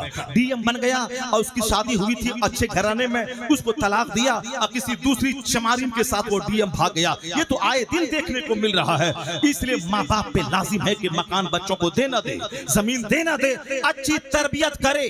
آج جب بچے دنیا کے بگڑنے لگے تب کہتے ہیں دانشور مکان سے بہتر ہے ڈسپلین سکھانا، گاڑی سے بہتر ہے ڈسپلین دینا. جب امریکہ کے بچے ڈرگس کے عادی ہو گئے، امریکہ کے بچے نائٹ کلب کے عادی ہو گئے، جب وہاں کی نسلیں تباہ ہونے لگی اور وہاں کے اسکول زناکاری کے کیسز سے بھرنے لگے، اب وہاں کے دانشور کو فکر ہوئی کہ اب وائٹ ہاؤس کا لیڈر کون بنے گا، انجینئر کون بنے گا، بعد سائنٹسٹ کون بنے گا. امریکہ کی ٹیکنالوجی پوری دنیا میں حاوی ہے تو بہت بڑا ٹیکنیشین کون بنے گا. یہ جوکر بن رہا ہے، یہ ڈرگس کا عادی بن رہا ہے اور ڈرگس کھا کر کے مر رہا ہے. تو پھر آنے والی نسلوں میں کون ایبیلٹی کا مالک رہے گا جو ایڈمنسٹریشن کو سنبھالے گا. اب وہاں کے لوگ کہتے کہ بچوں کو پیسے کی فراوانی مت دیجیے، بچوں کو ڈسپلین سکھائیے، سلیقے حیات سکھائیے، جینے کا ڈھنگ سکھائیے، پیسہ کیسے کمائیں، کیسے خرچ کریں یہ طریقہ سکھائیے. صرف بچوں کو پیسہ دے کے مرنے کی ہوس مت پیدا کیجیے، ورنہ اگر شرابی بچہ ہو گیا تو آپ 1 ارب روپیہ وہ 5 دن میں سب کو بیچ کے شراب پی کے ختم کر دے گا. اس لیے اچھا باپ کا گفٹ وہ ہے کہ جو بچوں کو وے آف لائف سکھا دے، جینے کی کلا سکھا دے، جنہیں آرٹ آف لیونگ سکھا دے. تو جب بچہ تباہ ہونے لگا تب آرٹ آف لیونگ کی فکر آئی امریکہ کو. جب ہندوستان کے بچے ATM لوٹنے لگے تب یہاں کے پردھان منتری کو خبر آئی کہ بچوں کو آپ صرف بچوں کو پڑھانے لکھانے کے بعد نوکری کے لیے مت پڑھائیے, بچوں کو بولیے کہ تم چپل جوتا سی لینا مگر پڑھنے لکھنے کے بعد, اور تم چائے کی دکان پہ گلاس دھونا مگر پڑھنے لکھنے کے بعد پہلے صرف پڑھائی پڑھائی صرف پڑھائی پڑھائی. اس وقت پڑھنے کے زمانے میں کچھ نہیں سوچنا ہے کہ نوکری ملے گی کہ نہیں ملے گی, صرف پڑھائی. یا ایک فوکس ہریجن کے گھر میں ہے, ایک گاؤں میں 10 ٹیچر ہیں, ایک گاؤں میں 10 انجینئر ہیں, اور یہ سوچ مسلم آبادی میں نہیں ہے جہاں 10 ہزار کی آبادی ہے ایک ہائی کلاس کا انجینئر نہیں ملتا جو بل گیٹس کے دفتر میں امریکہ میں کام کر کے 15 لاکھ مہینہ کماتا ہو. 10 ہزار کی آبادی میں کوئی ہائی کلاس کے اسکول کا ہیڈ ماسٹر نہیں ملتا, کالج کا پروفیسر نہیں ملتا, کوئی زبردست اسکالر انجینئر جو بنگلور میں رہ کے 10 لاکھ وہاں کا آئی ٹی سیکٹر میں کمائے یہ نہیں ملتا. جوکر تو ملتے ہیں قدم قدم پر, لوفر تو ملتے ہیں قدم قدم پر, عشق باز تو ملتے ہیں قدم قدم پر, دوسروں کی بہو بیٹی پہ بری نگاہ ڈالنے والا یہ تو ملتا ہے قدم قدم پر. ہم بہن کی حفاظت کیا کرے گا, اپنی ہی بہن کی آبرو لوٹنے کے لیے سج دھج کر روزانہ گلی میں پھرتا ہے جیسے کتا ہر وقت ہڈی کھوجتا ہے. اسی طرح ہمارے لچے لفنگے بچے ہیں جو ہر وقت دوسروں کی بہو بیٹی کا چہرہ ڈھونڈتا ہے, یا بھول جاتا ہے کہ میں دوسروں کی بہو بیٹی کا چہرہ تلاش کرنے میں گلی میں نکلا ہوں, کوئی میری ماں کو دیکھ رہا ہوگا, کوئی میری بہن کو دیکھ رہا ہوگا, کوئی میری بیٹی کو دیکھ رہا ہوگا. کوئی یہ خیال نہیں کرتا کہ ہم دوسروں کی بیٹی کو دیکھنے نکلے ہیں, اور کوئی دوسرا میری بیٹی کو دیکھ رہا ہوگا, کوئی دوسرا میری ماں کو دیکھ رہا ہوگا, کوئی دوسرا میری بیوی کو دیکھ رہا ہوگا. اگر یہ شرم و حیا یہ دماغ میں پیدا ہو جائے تو کبھی وہ شخص وہ سج سمر کر گلی کوچے میں نہیں نکلے گا, دوسروں کی بہو بیٹی کو تاک جھانک کرنے وہ نہیں نکلے گا. اس لیے آج ضرورت ہے اپنے بال بچوں کی تربیت کرنے کی, اس کو بتانے کی. امریکہ کے جب بچے تباہ ہونے لگے تب آیا ہے کہ گفٹ سب سے بڑا ہے اسے اس کی تربیت کرنا, حیا سکھا دینا, شائنس سکھانا, ماڈسٹی سکھانا, گفٹ ہے یہی تمہاری تربیت کر دینا. یہ پیغام 1400 سال پہلے محمد عربی کا دیا ہوا ہے. آقا فرماتے ہیں ما نہل والد ولدہ من نحل افضل من ادب حسن. مصطفیٰ کہتے ہیں ایک باپ اپنی اولاد کو جتنا گفٹ دیتا ہے اچھا ادب سکھانے سے بہتر کوئی گفٹ نہیں ہے. جہاں دنیا کی نگاہ آج گئی وہاں مصطفیٰ کی نگاہ 1500 سال پہلے گئی ہے. اس لیے کوئی تھنکر بڑا نہیں, کوئی اسکالر بڑا نہیں, کوئی پروفیسر بڑا نہیں. اعلیٰ حضرت کی زبان میں سب سے اعلیٰ و اولا ہمارا نبی, سب سے بالا و والا ہمارا نبی, سارے اونچوں میں اونچا سمجھئے جسے ہے اس اونچے سے اونچا ہمارا نبی. نہیں بولو گے سبحان اللہ, ہاتھ اٹھا کے بولو لا الہ الا اللہ, زور سے بولو لا الہ الا اللہ. جب دنیا تباہ ہونے لگی تب نظر اس پہ گئی ہے کہ 1 کروڑ کے مکان سے بہتر ہے کہ بچوں کو جینے کا سلیقہ سکھا دیجیے, بچوں کو ڈسپلین سکھا دیجیے, بچوں کو ادب سکھا دیجیے. جب بچے بگڑنے لگے تب خیال آیا بچوں کی تربیت کا, اور کمال ہے کہ مصطفیٰ جان رحمت کو یہ خیال 1500 سال پہلے آیا ہے. اس لیے سرکار نے واضح طور پر کہا کہ ایک باپ کی طرف سے سب سے بڑا تحفہ اولاد کو یہ ہے کہ اپنے بچوں کو ادب سکھا دے, بچوں کو ڈسپلین سکھا دے, بچوں کو بتا دے کہ ماں کو کیا سمجھنا ہے, بچوں کو بتا دے کہ باپ کو کیا سمجھنا ہے, بچوں کو بتا دے کہ پڑوسی کو کیا سمجھنا ہے, بچوں کو بتا دے کہ اپنے دوستوں سے کیسے سلوک کرنا ہے, بچوں کو بتا دے کہ ہمارا مقصد حیات کیا ہے اور مجھے کیا کرنا ہے, مجھے کیسے جینا ہے. اس لیے مزدور سے لے کے بادشاہ تک نہ بادشاہ محل پہ غرور کرے اور نہ غریب احساس کمتری کا شکار ہو جائے. علم علم علم, شکشا شکشا شکشا. میرا بیٹا بھیک مانگے گا مگر پڑھنے لکھنے کے بعد بھیک مانگے گا. میرا بیٹا چپل سیے گا مگر میرا بیٹا گریجویشن کرنے کے بعد چپل سیے گا. میرا بیٹا دوسروں کی چائے کی دکان پہ گلاس دھوئے گا مگر میرا بیٹا پوسٹ گریجویشن کرنے کے بعد گلاس دھوئے گا. اور جب باپ یہ قسم کھا لے اپنے بچوں کو بتا دے کہ مستقبل کے بارے میں کچھ نہیں سوچنا ہے, ابھی صرف تجھ کو پڑھنا ہی پڑھنا ہے. یاد رکھیں اگر فوکس کتاب پہ رہی وہ چائے کا گلاس हाथ नहीं धोएगा, पोस्ट ग्रेजुएशन करने के बाद वो लेक्चरर बनेगा, वो प्रोफेसर बनेगा, वो साइंटिस्ट बनेगा, वो अदीब बनेगा, वो हक और नाहक को समझेगा, वो राइट और रॉन्ग को समझने वाला समाज का एक अच्छा शहरी बन जाएगा। इसलिए पढ़ने के जमाने में सिर्फ समाज का नाम ऊंचा करना, खानदान का नाम ऊंचा करना, अपनी जिंदगी को दूसरों के लिए मीनारे नूर बना देना। मुसलमान बच्चों को दूसरों के मुकाबले में ज्यादा इल्म पे फोकस इसलिए देना चाहिए कि चूंकि दूसरे लोगों की नजर दुनिया पे है, मेरी नजर जन्नत पे है, और हमको इसीलिए पैदा किया गया है। कुरान में आया है, कुंतुम खैर उम्मतिन उखरिजत लिन्नास तामुरून बिल मारूफ व तनहौना अनिल मुनकर, यानी तुम बेहतरीन करो हो जो लोगों की तरफ भेजे गए हो ताकि नेकी का हुक्म दो और बुराई से रोको। खुद नेक बनो और दूसरों को नेक बनाओ, खुद बुराई से बचो और दूसरों को बुराई से बचाओ। यही मेरा मकसद हयात है, इसीलिए हम दुनिया में पैदा हुए हैं। मैं नेक बनूं, दूसरों को नेक बनाओ, मैं बुराई से बचूं और दूसरों को बुराई से बचाओ। और हुजूर ने कहा, ताइस अब्दुल दिनार, अब्दुल खमीसा, अब्दुल दिरहम, अब्दुल दिनार। मुस्तफा कहते हैं कपड़े का गुलाम तबाह हो बर्बाद हो जाए, खाने का गुलाम तबाह हो बर्बाद हो जाए, दिरहम और दिनार का गुलाम तबाह हो बर्बाद हो जाए। जो सिर्फ खाने का मुकाबला करना चाहता है, सिर्फ कपड़े का मुकाबला करना चाहता है, जो सिर्फ मकान का मुकाबला करना चाहता है, जो सिर्फ पैसे का मुकाबला करना चाहता है, हुजूर कहते हैं ताइस अब्दुल दिनार, पैसे का गुलाम तबाह हो बर्बाद हो जाए, कपड़े का गुलाम तबाह हो बर्बाद हो जाए, खाने का गुलाम तबाह हो बर्बाद हो जाए।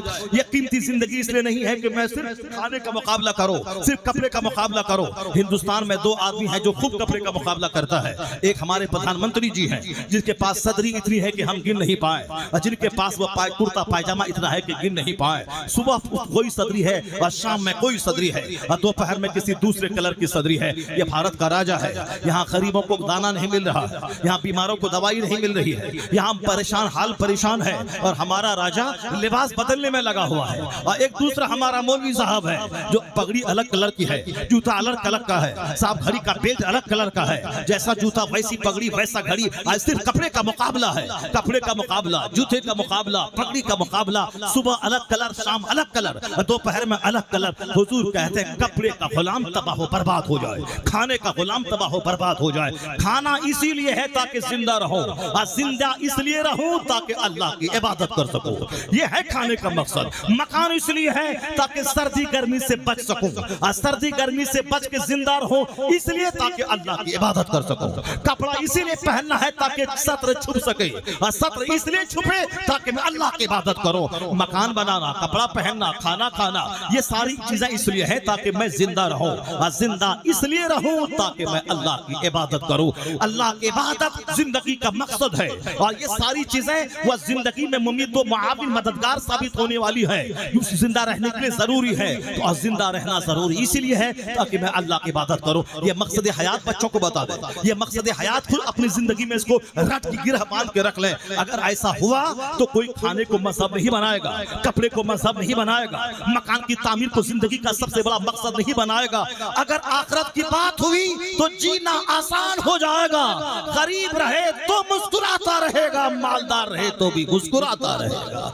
इसलिए कुरान शरीफ में सबसे ज्यादा चर्चा आखिरत का, और हदीस में भी सबसे ज्यादा चर्चा आखिरत का। हुजूर ने फरमाया अद्दुनिया जीफतुन व तुल्लाबुहा किला, ये दुनिया मुर्दार है, उसके तलबकार कुत्ते हैं। हुजूर कहते हैं सरकार अद्दुनिया जीफतुन व तुल्लाबुहा किला, ये दुनिया मुर्दार है, जैसे मरी हुई बकरी उसको कुत्ता खाता है, आदमी नहीं खाता है। उसी तरह नमाज रोजा हज और ज़कात छोड़कर, हराम हलाल की तमीज खोकर, हराम से हलाल से जैसे वो माल चाहिए, जैसे आम तौर पर लोगों का मजाज बन गया है, ये वह तलबकार वह ये कुत्ते हैं जो मुर्दार पे रीझना चाहते हैं। आदमी कौन है?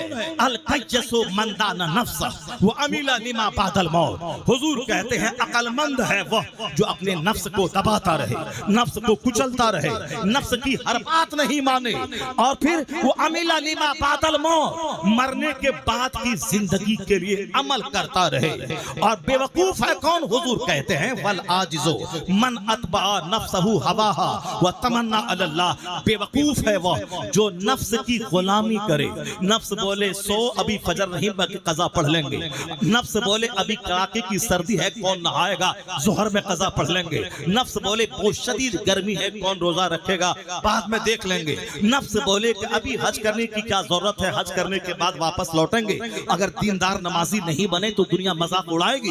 اس لیے 2-4-10 سال کے بعد حج کر لیں گے, اس کے بعد کوئی کام نہیں رہے گا تو ہاتھ پاؤں توڑ کے گھر میں بیٹھیں گے, مسجد جائیں گے, اور اس بیچ میں چاہے اس کی موت کیوں نہ آ جائے حج سے محروم رہ جائے چلے گا. یہ نفس اس کو جو کہتا ہے یا عمل کرتا ہے. نفس کہتا ہے آج چاؤمین کھانا ہے, برگر کھانا ہے, آج پیزا کھانا ہے, آج مشینی ذبیحہ کھانا ہے, چاہے حرام ہو کھانا ہے, شراب حرام ہو پینا ہے, تاڑی پینا ہے, صحت کے لیے ضروری ہے, چاہے یہ کسی گستاخ رسول کا ذبیحہ ہے کھانا ہے, کھانے میں بڑا ٹیسٹی ہے, پیزا ٹیسٹی ہے, KFC ٹیسٹی ہے, یہ چاہے یہودی خبیث مردود کا پروڈکٹ ہو, ہمیں کوکو کولا پینا ہے, ہمیں تھمس اپ پینا ہے, وہ خبیث کا مردود کی فیکٹری کا بنا ہوا ہو, ہمارے بال بچوں کو شہید کرے, کلمہ پڑھنے والوں کو مارے, ہماری زمین پہ قبضہ کر کے ہمیں ہی گھر سے کھدیڑ کے نکالے, اور یہ دنیا کے بے وقوف ظالم اس کو آتنکوادی کہیں جو اپنی زمین اپنی مسجد بچانے کے لیے جان کی بازی لگا کے سر دھڑ کی بازی لگا کر جہاد کرے, ہمت کرے, اور یہ آتنکوادی ہو گیا. ان کا دامن تھام کے پوچھا جائے کہ ان گوروں کا قبضہ ہمارے ملک ہندوستان میں تھا اور ہندوستان کے لوگوں نے ان کے خلاف آزادی کی جنگ چھیڑ دی اور ان کو کھدیڑ کے مار کے بھگایا اور گورا ہندوستان چھوڑ کے بھاگا, اور اس کرم میں ہمارے بے شمار ہندوستانی مارے گئے اور وہ قتل کر دیے گئے. تو کیا مطلب یہ آتنکوادی تھے جو ان انگریزوں کو بھگانے کے لیے اپنی زمین کو آزادی دلانے کے لیے ان سے جنگ کیا تھا؟ یہ آتنکوادی تھے. جب وہ آتنکوادی نہیں تھے تو یہ مشرک یہ یہودی بدتمیز جرمنی سے چل کے یہاں آ کے آباد ہوا تھا, اور پھر یہ ہماری مسجدوں کے خلاف ہمارے بچوں کے خلاف یہ بم توڑ رہا ہے اور روزانہ بچوں کو کاٹ رہا ہے. تو ہم اپنی زمین بچانے کے لیے, مسجد اقصی بچانے کے لیے, وہ مسجد اقصی جو نبیوں کی سرزمین, جو رسولوں کی سرزمین, جو اولیاء صالحین کی سرزمین, جس کا ذکر قرآن کریم میں آیا ہو, اور جہاں قیامت قائم ہوگی اور جو آخری دستہ دجال سے جہاد کرے گا اور پوری دنیا میں اسلامی نظام حکومت قائم ہوگی, تو اپنی زمین کی لڑائی کرے تو لوگ اسے آتنکوادی کہتے ہیں. تیرے منہ میں پیشاب پاخانہ کر دو, اپنی زمین کی آزادی کے لیے لڑنے کو تو آتنک کہتا ہے. ہم فلسطین کی ماں کو داد دیتے ہیں, انہوں نے اپنے بچوں کو بزدل نہیں بنایا, بچوں کو مجاہد پیدا کیا ہے. مرنا تو ہے ہی دنیا میں, تو پاخانہ روم میں مرنا اور ہے, ایڑی رگڑ کے مرنا اور ہے, راستے میں ٹرین سے ایکسیڈنٹ کر کے مرنا اور ہے, اللہ کے نام پہ شہادت کی موت مرنا اور ہے. اس لیے ان کی موت پہ ترس مت کھا, اپنی زندگی پہ ترس کھا کہ تو کہاں مرے گا. جو لوگ اللہ کے نام پہ مر گئے, یہودیوں کے حملے میں مر گئے, وہ تر گئے, شہادت کا جام پی لیا. ان کا خون رنگ لائے گا کہ یہودی کو منہ چھپانے کی جگہ نہیں ملے گی. آنے والے 10-20 سال کے بعد اسرائیل نام کا کوئی ملک نہیں رہے گا. میرا خدا سچا, میرے مصطفیٰ سچے, میری حدیث سچی, میرا قرآن سچا. حضور نے کہا ہے کہ ایک گروہ لڑتا رہے گا یہاں تک کہ اس کا آخری گروہ دجال سے ملے گا, اور جب قیامت کے قریب ہوگی تو یہودی کھدیڑ کے بھگایا جائے گا, یہاں تک کہ کسی درخت کی آڑ میں کوئی یہودی چھپ جائے تو یقول شجر, وہ درخت بولے گا یہاں یہودی ہے, اسے قتل کرو. مجاہد اس کو پاس جائے گا, یا تو وہ کلمہ پڑھ کے مومن ہوگا یا پھر مسلمان کے ہاتھوں قتل کیا جائے گا. ایک یہودی زندہ نہیں رہے گا, پوری دنیا میں صرف محمدی رہے گا. ایک مذہب اسلام رہے گا, ایک مسلک اہل سنت و جماعت, ایک مسلک اہل سنت و جماعت رہے گا. کیونکہ میرا خدا سچا, میرے مصطفیٰ سچے, میرے رسول سچے. اللہ کہتا هو الذی ارسل رسولہ بالہدی ودین الحق لیظہرہ علی الدین کلہ. وہ اللہ ہے جو اپنے رسول کو بھیجا ہے ہدایت اور حق کے ساتھ بھیجا ہے تاکہ اسلام کو سارے مذاہب پہ غالب کر دے. اسلام مغلوب ہونے نہیں آیا ہے, اسلام غالب ہونے آیا ہے. جو آپ نے نہیں دیکھا ایک قوم مسلم, ہمارا رشتہ مسجدوں سے کمزور ہے اس لیے یہ کافر ہم کو ذلیل سمجھتے ہیں, ہمارے سر کی ٹوپیاں غائب ہیں اس لیے کافر ذلیل سمجھتے ہیں, ہم کافروں کی طرح جیتے ہیں اس لیے ہم ذلیل ہو گئے. اور جس دن تم مصطفیٰ کا سچا غلام بن جا, اللہ کا وعدہ سچا ہے کہ جنت وہاں ملے گی, سلطنت یہاں ملے گی, حکومت یہاں ملے گی, بادشاہت یہاں ملے گی. اللہ نے کہا یہ دین غالب ہو کے رہے گا تو اسلام غالب ہو کے رہے گا. اور اللہ کا وعدہ 1400 سال میں جتنا مصطفیٰ نے بشارت سنائی تھی وہ سارے وعدے پورے ہو گئے. اللہ نے کہا تھا کہ دنیا میں تیری سلطنت ہوگی, تو عرب کے بکری چرانے والوں نے اسلام کا ساتھ دیا, تو اللہ نے ایران جیسا مجوسیوں کا ملک مسلمانوں کے حوالے کر دیا. اللہ نے کہا کہ تو میرے محبوب کی غلامی کر, میں یہاں سلطنت دوں گا. دوسری مہاشکتی روم کی تھی, وہ روم فاروق اعظم کے زمانے میں اس پہ فتح کا جھنڈا گاڑا گیا, اور وہاں 1000 سال تک مسلمانوں کی سلطنت رہی. اللہ کے رسول نے کہا تھا مجھے پورب سے خوشبو آ رہی ہے. ہندوستان میں کوئی کلمہ پڑھنے والا نہیں تھا. محمد ابن قاسم 4000 اپنے جوان سپاہیوں کے ساتھ انڈیا میں آیا, اور راجہ طاہر کے 2 لاکھ فوج سے ٹکرا گئے. تو اللہ نے کیا دیا, 1000 سال تک کے لیے ہندوستان کی زمین کلمہ پڑھنے والوں کے حوالے کر دیا. تم صرف گھر سے باہر نکل, ہمت کر, محنت کر, فتح تو اللہ کی طرف سے ملتی ہے, فتح اللہ کی طرف سے ملتی ہے, اور جیت اللہ کی طرف سے ملتی ہے. بھیڑ بھاڑ سے جیت نہیں ملتی ہے. محمد ابن قاسم کا آنا ہمارے لیے ہندوستان میں پاؤں کا جمنا ثابت ہوا. امریکہ اور چائنا اور جاپان میں بھی آج اسلام اسٹیبل ہے.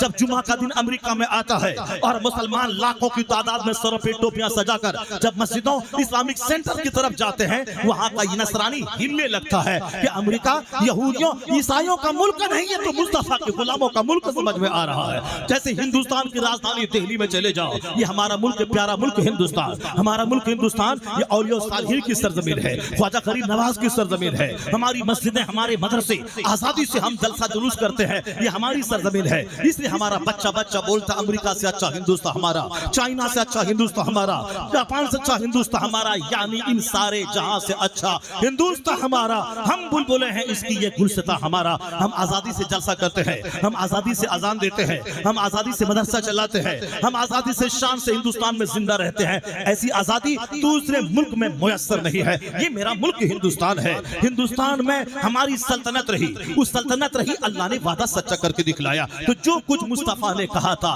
وہ سب وعدہ پورا ہوا, اور ہم نے یہی دیکھا جب جب دشمنی بڑھی ہے, اسلام پہ حملہ بڑھا ہے, تب ایک اچھے فیوچر کی بشارت سامنے آئی ہے. پہلا دن جس دن مصطفیٰ نے نبوت کا اعلان کیا تھا, 4 لوگوں نے کلمہ پڑھا. سب سے پہلا کلمہ صدیق اکبر نے پڑھا, آپ کی بیوی جناب خدیجہ نے پڑھا, آپ کا غلام زید بن حارثہ نے پڑھا, اور آپ کا چچا زاد بھائی علی نے پڑھا. یہ 4 لوگ تھے جو پہلے اسلام لائے. آپ کی بیوی, آپ کا چچا زاد بھائی, آپ کا غلام, آپ کا دوست رفیق صدیق اکبر, اس نے کلمہ پڑھا. 4 لوگوں نے کلمہ پڑھا. کچھ دن تک تو یہ لوگ چھپے رہے, لیکن جب کافروں کو بھنک لگی کہ 4 لوگوں نے کلمہ پڑھا ہے اور محمد ابن عبداللہ نے نبوت کا اعلان کیا ہے, کہا میں اس کے خلاف دشمنی کروں گا, اس کے خلاف میں جنگ چھیڑوں گا, نہیں پڑھنے دوں گا کلمہ. آئیے ہمارے بتوں کے خلاف ایک تحریک ہوگی, میں اس تحریک کو نہیں چلنے دوں گا, میں تعداد گھٹا دوں گا. جب دشمنی بڑھی 40 لوگوں نے کلمہ پڑھ لیا. اسی 40 میں ایک امیر حمزہ تھے, اسی 40 میں ایک عمر فاروق اعظم تھے. یا 2 زبردست طاقت اسلام کی آغوش میں آ کر اسلام کی طاقت کو بڑھا گئی. یا 2 زبردست ہستیاں تھی, ایک عمر فاروق اعظم کی اور امیر حمزہ کی. اس کے بعد لوگ پاگل ہو گئے, مکہ کے کفار پاگل ہو گئے. جب پاگل ہے بولا مٹا دوں گا, اسلام مٹا دوں گا, انہیں گھر سے باہر کر دوں گا, کلمہ پڑھنے والوں کو پھانسی کے پھندے پہ لٹکا دوں گا. 40 تھے, جب بولا پھانسی کے پھندے پہ لٹکا دوں گا, 4000 لوگوں نے کلمہ پڑھ لیا. اس کے بعد دشمنی بڑھی تو 4 لاکھ لوگوں نے کلمہ پڑھ لیا. حضور کے وصال کے بعد لوگوں نے کہا تھا اینٹ سے اینٹ بچ جائے گی, اسلام ختم ہو جائے گا. صدیق اکبر کے زمانے میں اسلام اور اسٹیبل ہوا, فاروق کے زمانے میں اور اسلام مضبوط ہوا, عثمان کے زمانے میں اور اسلام مضبوط ہوا, علی کے زمانے میں اور اسلام مضبوط ہوا. یہاں تک کہ مصطفیٰ کا نواسا حسین جب کنبالے کے میدان کربلا گئے اور اپنے بچوں کو کٹا دیا رب کے نام پہ, اپنی گردن کٹا دی, تو اس کا رزلٹ یہ نکلا جو اسلام عرب کے جغرافیہ میں محدود تھا, حسین کے خون نے اس اسلام میں گرمی پیدا کی. اسلام عرب سے نکلا, بادل بن کر پوری دنیا میں چھا گیا. آج سے 100 سال پہلے کہا تھا اسلام مٹا دیں گے, مسجد ختم کر دیں گے. اس وقت مسلمانوں کی تعداد 100 کروڑ تھی. 100 سال کے بعد آج 200 کروڑ کلمہ پڑھنے والا, جن کے نام کے ساتھ لفظ محمد جڑا ہوا ہے, محمد احمد, محمد سمر, محمد قمر, محمد جنید, محمد ریحان, محمد فلاں, یہ 200 کروڑ محمدی فوج ہے. پتہ چلا دشمنی بڑھتی جاتی ہے, مصطفیٰ کے غلاموں کی تعداد میں اضافہ ہوتا چلا جاتا ہے. آج یہودی بم گرا رہا ہے, 10,000 ہمارے بچوں عورتوں کو شہید کر رہا ہے. یہ تو شہادت کا اعلیٰ مقام پا گئے. شہید سب نہیں ہوتا, اللہ جس سے پیار کرتا ہے اسے شہادت کی موت عطا فرماتا ہے. वरना हम जैसे लोग तो जहां कहां मरेंगे वो तो अल्लाह ही को मालूम है। वो तो उन माओ की अजमत पे कुर्बान जाइए। 70 साल से जंग हो रही है, अगर कोई दूसरी माँ होती तो कह देती यहाँ पैदा होने का मकसद है बम में मर जाना, यहाँ पैदा होने का मतलब है इस्राएली फौजी की तलवार का शिकार हो जाना। इसलिए अब यहाँ नहीं जॉर्डन चले जाते हैं, उर्दून चले जाते हैं, शाम चले जाते हैं। अगर हम हिंदुस्तानी जैसा जिगर वहां की औरतों को होता, अपने शोहर बच्चों को लेकर उर्दून चली जाती, शाम चली जाती, मगर उनके शोहर शहीद होते रहे। वह इसी उम्मीद पे औरतों ने फिलिस्तीन को नहीं छोड़ा कि मेरा ये बेटा नहीं, कम से कम आने वाली नस्ल कोई होगी जो सलाहुद्दीन अय्यूबी के नक्शे कदम पे चलेगी और किबले अव्वल फतह होगा। इसी आस में वह फिलिस्तीन नहीं छोड़ रही है। बच्चे शहीद हो रहे हैं तो शहीदों का खून गालिब आएगा। अब वक्त आ गया है, यहूदी जलील होके मारा जाएगा और इस्लाम की अजमत का झंडा पूरी दुनिया में लहराया जाएगा। अल्लाह सच्चा है, मुस्तफा सच्चे हैं। और मैंने 1400 साल में यही देखा है, दुश्मनी जब जब बढ़ी है तब तब मुस्तफा के गुलामों की तादाद में इजाफा होता चला गया है नूरे खुदा कुफ्र की हरकत पे खंदजन, फूकों से यह चराग बुझाया न जाएगा। सिर्फ अपनी फिक्र कीजिए आप, छोड़ दीजिए फिक्र फिलिस्तीन की, छोड़ दीजिए फिक्र हिंदुस्तान के आने वाले इलेक्शन की, छोड़ दीजिए फिक्र चाइना और जापान की।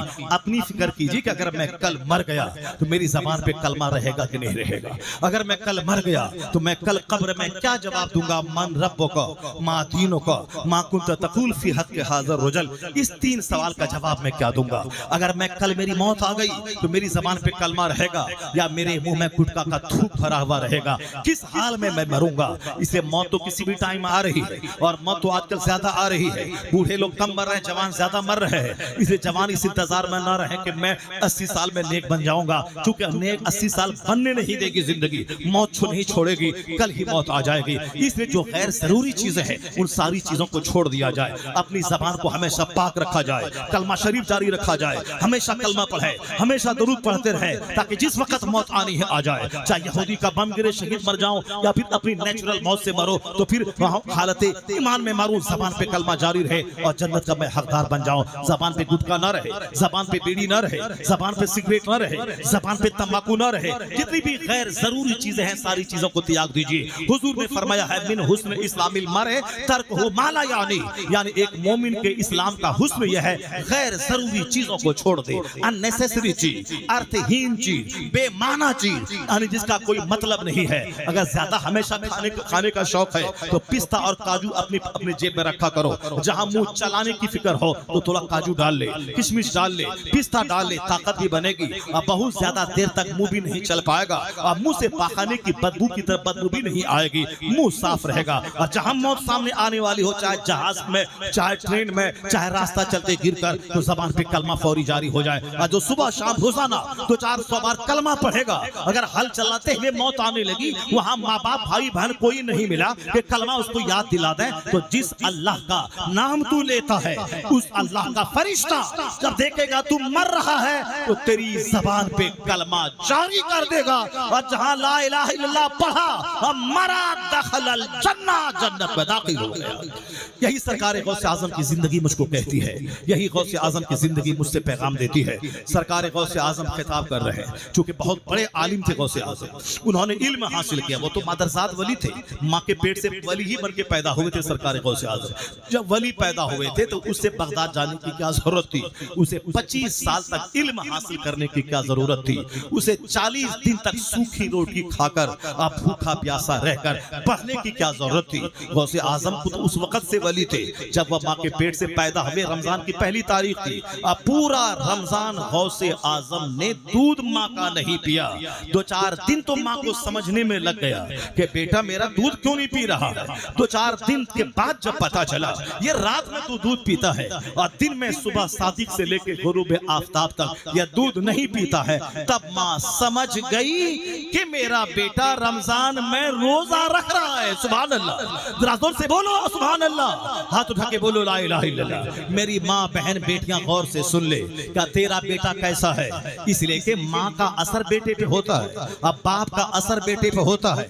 आज आप आ जाए पीर साहब के पास तावीज लेने के लिए, ठीक है पीर साहब तावीज दे देंगे, मगर तावीज का जुज़वी पार्शियल असर होता है, कुल्ली असर नहीं होता है। तावीज से सारा काम नहीं نہیں ہوتا ہے.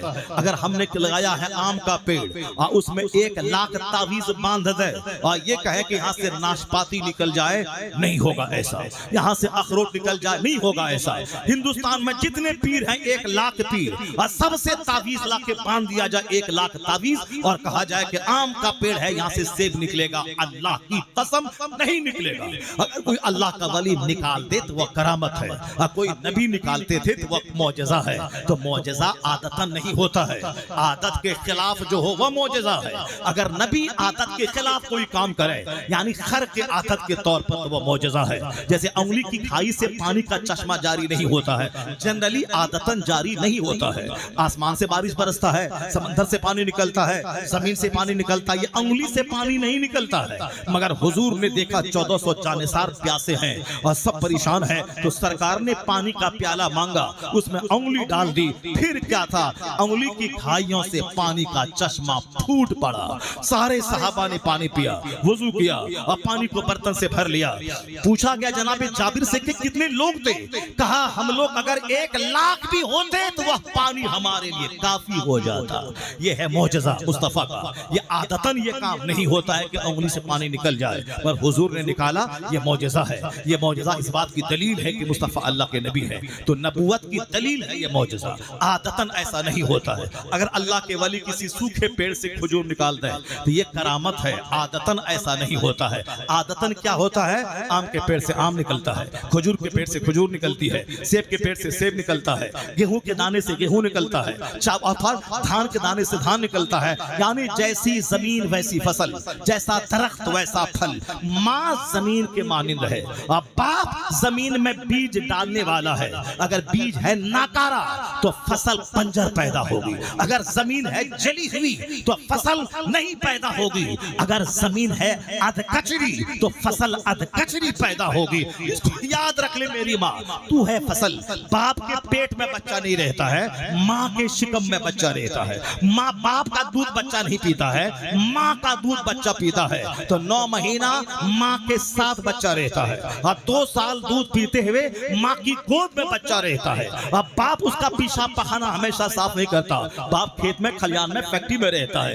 اور یہ ماں ہے جو 5 سے لے کے 10 سال تک اپنے بچوں کی نرس کی طرح خدمت کرتی ہے. اس لیے بچہ ماں سے زیادہ اٹیچ رہتا ہے. ماں کی زبان خوبصورت ہو تو بچے کی زبان خوبصورت ہوتی ہے. اگر ماں پر پرہیزگار نیک ہو تو بچہ بچپن سے پرہیزگار ہوتا ہے. اگر ماں 18 پارے قرآن کی حافظہ ہو اور بچے پیٹ میں ہیں اور ماں تلاوت کر رہی ہے تو بچہ ماں کے پیٹ میں قرآن پاک سن سن کے حافظ قرآن پیدا ہو جاتا ہے.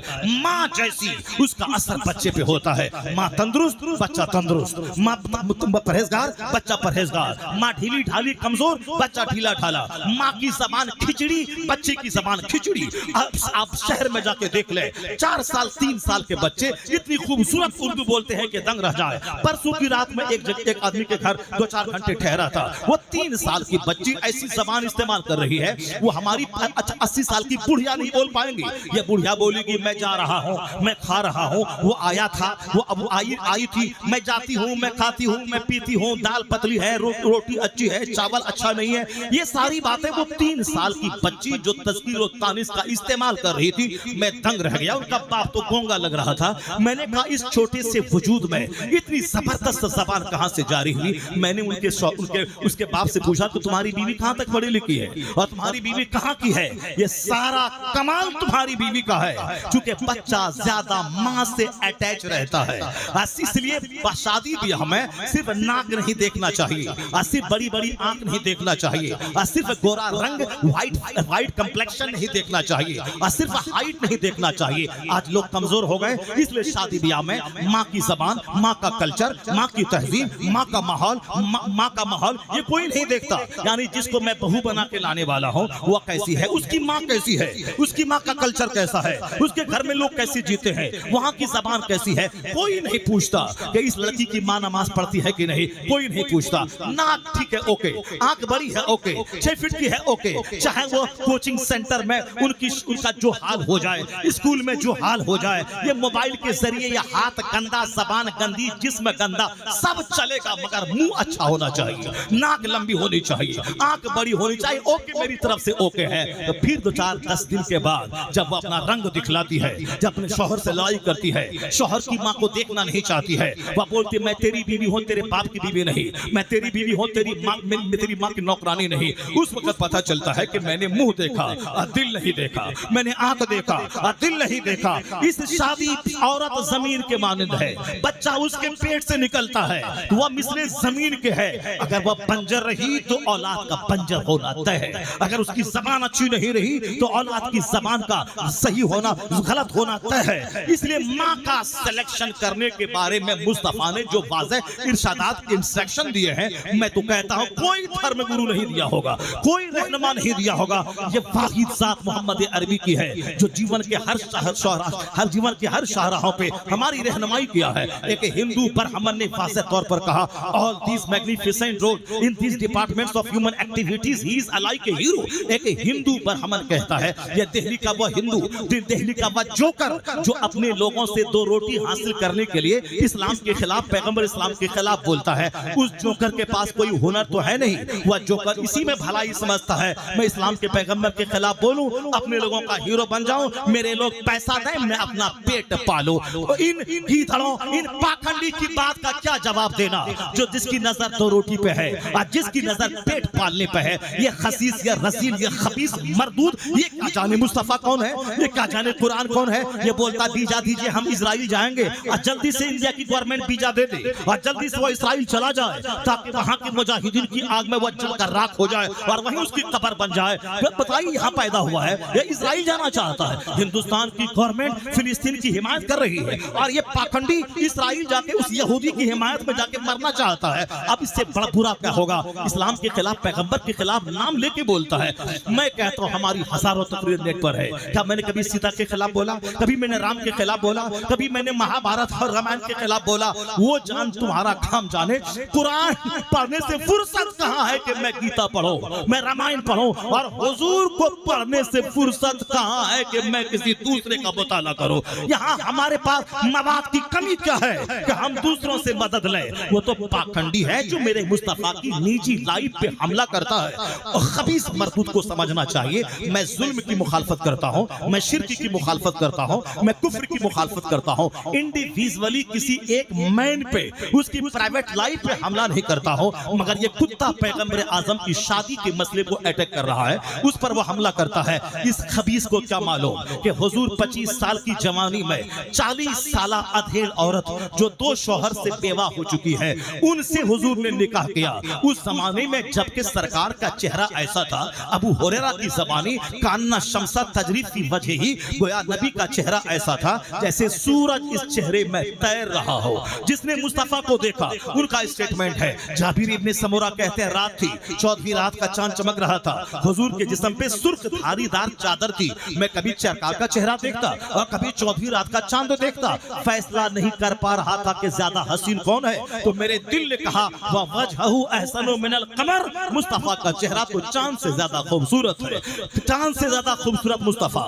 عرب کے سارے لوگ تمنا کرتے تھے یہ میرے داماد بن جائے. اس زمانے میں جبکہ 16 سال کی 1 درجن حسین ترین لڑکیوں سے مصطفیٰ نکاح کر سکتے تھے, لیکن اس 25 سال کی جوانی میں 40 سالہ ادھیڑ عورت جو 2 شوہر سے بیوہ ہو چکی تھی, ان سے مصطفیٰ نے شادی کیا.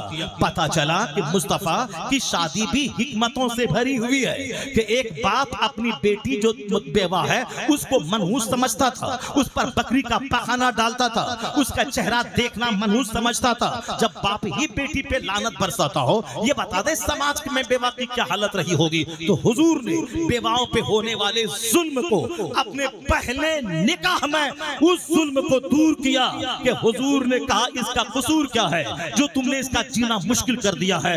سرکار نے کہا پہلی شادی بیوہ سے کر کے بتایا, اب قیامت تک کی بیوائیں ابھاگن نہیں رہیں گی, سہاگن بنیں گی. تو حضور نے پہلی شادی 40 سالہ ادھیڑ عورت سے کیا. کب؟ جبکہ چہرے پہ جیسے سورج تیر رہا ہو, 14ویں رات کا چاند بھی حضور کے چہرے کی خیرات لے رہا ہو. یہ ساری باتیں حدیث میں موجود ہیں. اور جب عمر 50 سال سے زیادہ ہو گئی, 50 سال سے زیادہ جب عمر ہو جاتی ہے تو نیچرلی طبعی طور پر شادی کی خواہش آدمی کی کمزور ہو جاتی ہے. مگر ذرا دیکھیں سرکار علیہ السلام پہ 50 سال کی عمر کے بعد باقی ساری شادیاں جو 10 ساری شادیاں ہیں سب 50 سال کی عمر کے بعد بعد ہے. اب جب وہ شادی حضور کر رہے ہیں تو کوئی ساری عورتیں بیوہ ہے, صرف ایک خاتون ہے 9 سال کی جو سیدہ عائشہ ہے جو کنواری ہے. اور پھر عرب میں 8-9 سال میں آج بھی لڑکیاں جوان ہو جاتی ہیں. اور جوان ہونے کے بعد شادی ہونا کوئی عیب کی بات نہیں ہے. چاہے جوان لڑکی ہے, لڑکا چاہے 15 سال کا ہو یا لڑکا چاہے 55 سال کا ہو, اسے فرق ہی کیا پڑتا ہے. عرب کے دستور, وہاں کی غذا, وہاں کا کلائمیٹ کے حساب سے آج بھی 10 سال 12 سال کی لڑکی کا نکاح کوئی معیوب نہیں ہے. اور 1400 سال پہلے بھی کوئی معیوب یہ بات نہیں تھی. اگر یہ بات معیوب ہوتی تو مکہ کے وہ کافر جو مصطفیٰ کے خلاف عیب ڈھونڈنے میں لگے رہتے تھے تاکہ ہائی لائٹ کریں, ان کو ڈومرلائز کر دیں, وہ تو اس میٹر کو مدعا اٹھاتے اور کہتے کہ 9 سال کی لڑکی سے شادی کر لیا. مگر چونکہ وہاں کے کلچر کے حساب سے یہ عیب کی بات نہیں تھی, اس لیے وہاں کے اسلام کے دشمن بھی اس کو عیب نہیں سمجھا. وہاں کے ماحول میں رائج تھا 4 شادی کرنا, اور وہاں کے لوگ تو 100 شادی کرتے تھے. پر حضور نے کہا نہیں, یہ عورتوں کا ایکسپلائٹیشن ہے, صرف 4 شادی. اور حضور نے جو 10 شادی کی یہ سرکار کے لیے خاص تھا, اللہ کی طرف سے آتا ہے, یہ ان کے خصائص کبریٰ میں شامل ہے. تو حضور نے باقی ساری شادی 50 سال کے بعد کی. کس سے کی؟ جو ادھیڑ عمر کی تھی, جو بیوہ تھی, جو جن کے شوہر کا انتقال ہو گیا تھا, جو طلاق شدہ تھی. ان طلاق شدہ عورتوں کو, ان بیواؤں کو سنرکشن مصطفیٰ نے دیا ہے. اور سن لے کیوں دیا ہے. آج بھی جب 2 خاندان کی دشمنی کی آگ بجھانی ہو تو وہاں شادی امپورٹنٹ رول ادا کرتی ہے. جیسے 2 بھائی آپس میں دشمنی کر رہے ہیں تو سماج والے مل کر ان کی بیٹی ان کا بیٹا دونوں سے نکاح کروا دیتے ہیں, تو نکاح کی بدولت دشمنی کی آگ ٹھنڈی ہو جاتی ہے. تو رشتہ داری کی وجہ سے دشمنی کی آگ بجھ جاتی ہے. یہ حال عرب میں بھی تھا اور آج بھی ہے. رشتہ داری قائم ہونے سے جنگ کی آگ بجھ جاتی تھی. جو لوگ اسلام کو نہیں سمجھتے تھے, حضور کے قتل کا پلان بناتے تھے, اسلام مٹا دیں گے, اسلام کے پیغمبر کو مٹا دیں گے, قتل کا پلان بناتے تھے. جب ان کے خاندان کی بیوہ مصطفیٰ سے نکاح کر لیتی تھی اور حضور کے حرم سرا میں آ جاتی, پھر یہاں سے لوٹ کے جب اپنے خاندان والوں کو ان کی بیٹیاں مصطفیٰ کے اخلاق کی کہانی سناتی تھی, جو غلط فہمی میں تھے ان کی بیٹی کی زبانی حضور کے اخلاق کی کہانی سن کر وہ سب مصطفیٰ سے امپریسڈ ہو جاتے تھے. تلوار نیام میں ڈال کر سارا خاندان کلمہ پڑھ کر مصطفیٰ کا غلام ہو جاتا تھا. یہ ہے مصطفیٰ کی شادی کی حکمت کہ ایک بیوہ خاتون سے شادی کی اور سارا خاندان اس رشتہ داری کی وجہ سے مصطفیٰ کا غلام بن جاتا تھا اور کلمہ پڑھ کے مشرف و اسلام ہو جاتا تھا اور جہالت اور شرک کی کیچڑ سے وہ نجات حاصل کرتا تھا. خالد ابن ولید سیف اللہ کی تلوار ہے, اور معلوم ہے یہ تلوار کون تھے؟ یہ وہی تلوار تھے جو میدان احد میں مسلمانوں کے خلاف جنگ کو پیچیدہ بنایا اور 70 صحابہ شہید ہو گئے. یہ وہی خالد ابن ولید تھے جو سیف اللہ کی تلوار بعد میں ہوئے. یعنی بڑی جنگی مہارت رکھتے تھے, بڑے زبردست تیر انداز تھے, اور جہالت کے زمانے کی ساری جنگوں کے وہ سپہ سالار کمانڈر ان چیف تھے. اتنا بڑا سپہ سالار مصطفیٰ کے قبضے میں کیسے آ گیا؟ ان کی پھوپھی حضرت میمونہ مصطفیٰ کے نکاح میں آئیں, اور جب دیکھا کہ میری پھوپھی سرکار کی بیوی ہو گئی اور مصطفیٰ کے اخلاق کی کہانی پھوپھی کی زبانی سنی, تو فوراً وہ خالد ابن ولید حضور کے پاس آئے, کلمہ پڑھ کے مصطفیٰ کے غلام ہو گئے. وہ سیف اللہ کی تلوار بنے. اب تو سمجھ میں آ گیا ہوگا کہ حضور کی شادی کی حکمت کیا ہے. اور جب بالکل آپ کی جوانی 25 سال کی تھی, اس وقت تو 40 سالہ خاتون سے عقد ہے. حضور کی خلوت, حضور کی جلوت, حضور کی شادی, حضور کی مسکراہٹ, حضور کی ہجرت, حضور کا میدان جنگ میں جانا, ایک سیکنڈ کے لیے کوئی کام مصطفیٰ کا حکمت کے خلاف نہیں تھا. یہ بندر کیا جانے, یہ چھچندر کیا جانے مصطفیٰ کیا ہے. یہ ڈاکٹر رام کے لیے سناؤ, یہ ہندو ہے مگر عقل مند ہندو. یہ کہتا ہے all these magnificent roles in these departments of human activities he is alike a hero.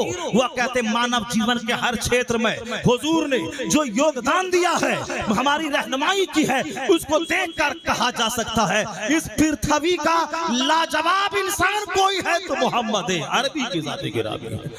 یہ برہمن, یہ رام کی سناؤ, یہ کہہ رہے ہیں. اور ہمارے بچے جو اسلام نہیں سمجھتے ہیں, اسلام نہیں پڑھتے ہیں, یہ ہمارے بچے کہتے ہیں ہمارا مستقبل تاریخ ہے، آنے والے فیوچر میں کیا ہے۔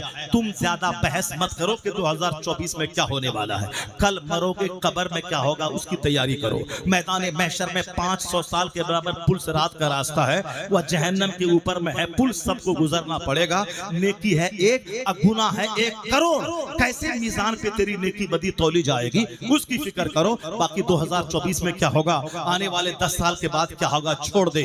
یہ دنیا اللہ کی ہے، اللہ رب العزت دنیا کو کئی کروڑوں سال پہلے پیدا کیا ہے، اور دنیا کیسے چلے گی یہ دنیا پیدا کرنے والے کو معلوم ہے۔ وہ اس کا کام ہے قل اللہم مالک الملک تؤتی الملک من تشاء وتنزع الملک ممن تشاء وتعز من تشاء وتذل من تشاء بیدک الخیر انک علی کل شیء قدیر۔ سارے بادشاہوں کا بادشاہ ہے وہ خدا، جسے چاہتا ہے سلطنت دیتا ہے اور جس سے چاہتا ہے چھین لیتا ہے۔ تو سلطنت دینے والا اللہ، سلطنت چھیننے والا اللہ، تو دنیا چلانا اللہ کا کام ہے، عبادت کرنا یہ ہمارا کام ہے۔ ہم اپنا کام کریں، خدا اپنا کام کر رہا ہے۔ اگر تو اپنا کام کرے گا اور تو نیک بنا تو تیرا حاکم بھی اللہ متقی تجھ پر مسلط کر دے گا۔ اور جب رعایا نیک ہوتی ہے تو اس کا حاکم بھی اللہ پرہیزگار بناتا ہے۔ چونکہ ہمارے حالات خراب ہو گئے، پڑھا لکھا بے پڑھا سب ایک ہی طرح کی سوچ رکھ رہا ہے۔ یہی وجہ ہے کہ دنیا میں گھر میں مصیبت، گھر میں آگ لگی ہے، بیوی سے اور شوہر میں تکرار، اولاد والدین میں تکرار، پڑوسی میں تکرار، گاؤں میں تکرار، محلے میں تکرار، برادری میں تکرار۔ گھمنڈ نے سب کو تباہ و برباد کیا، میں شیخ میں پٹھان، یہ جولاہا یہ نداب، یعنی جنگ ہے ہر جگہ، جس جنگ کو اسلام نے مٹایا ہے۔ اور ہمارے لوگ بدعملی کے شکار ہیں، یہ فیوچر کے بارے میں فکر مند ہے، اسلام کا فیوچر خطرناک ہے۔ نہیں، تم سے اچھی سوچ تو ڈاکٹر برنارڈ شاہ کی ہے۔ وہ برنارڈ شاہ نے آج سے 50 سال پہلے کہا تھا if any religion has a chance of ruling over England, nay Europe within the next 100 years, it is Islam۔ Bernard Shaw Christian پڑھا لکھا آدمی، ہندوستان کے سارے کالج میں ان کی چلتی ہے کتاب، ہر یونیورسٹی میں ان کی کتاب، جہاں انگلش لٹریچر ہے برنارڈ شاہ کی کتاب ہے۔ وہ کرسچن پڑھا لکھا کیا بولتا ہے، حالات بتاتے ہیں دنیا کے کہ آنے والے 100 سال کے اندر پورے یورپ بر اعظم میں اگر کوئی مذہب حکومتی مذہب بننے والا ہے تو وہ مذہب اسلام بننے والا ہے۔ اسلام کا مستقبل روشن ہے، اسلام کا فیوچر برائٹ ہے۔ یہ اور بات ہے کہ ہم جیسے بدکاروں کا فیوچر ڈارک ہے، ہمارا مستقبل تاریک ہے۔ اس لیے اپنے اعمال کا محاسبہ کیجیے، اپنے آپ کا جائزہ لیجیے، اور اپنی زندگی کو میں یوٹرن لے کے سچی توبہ کر کے سجانے کی سنوارنے کی فکر کیجیے۔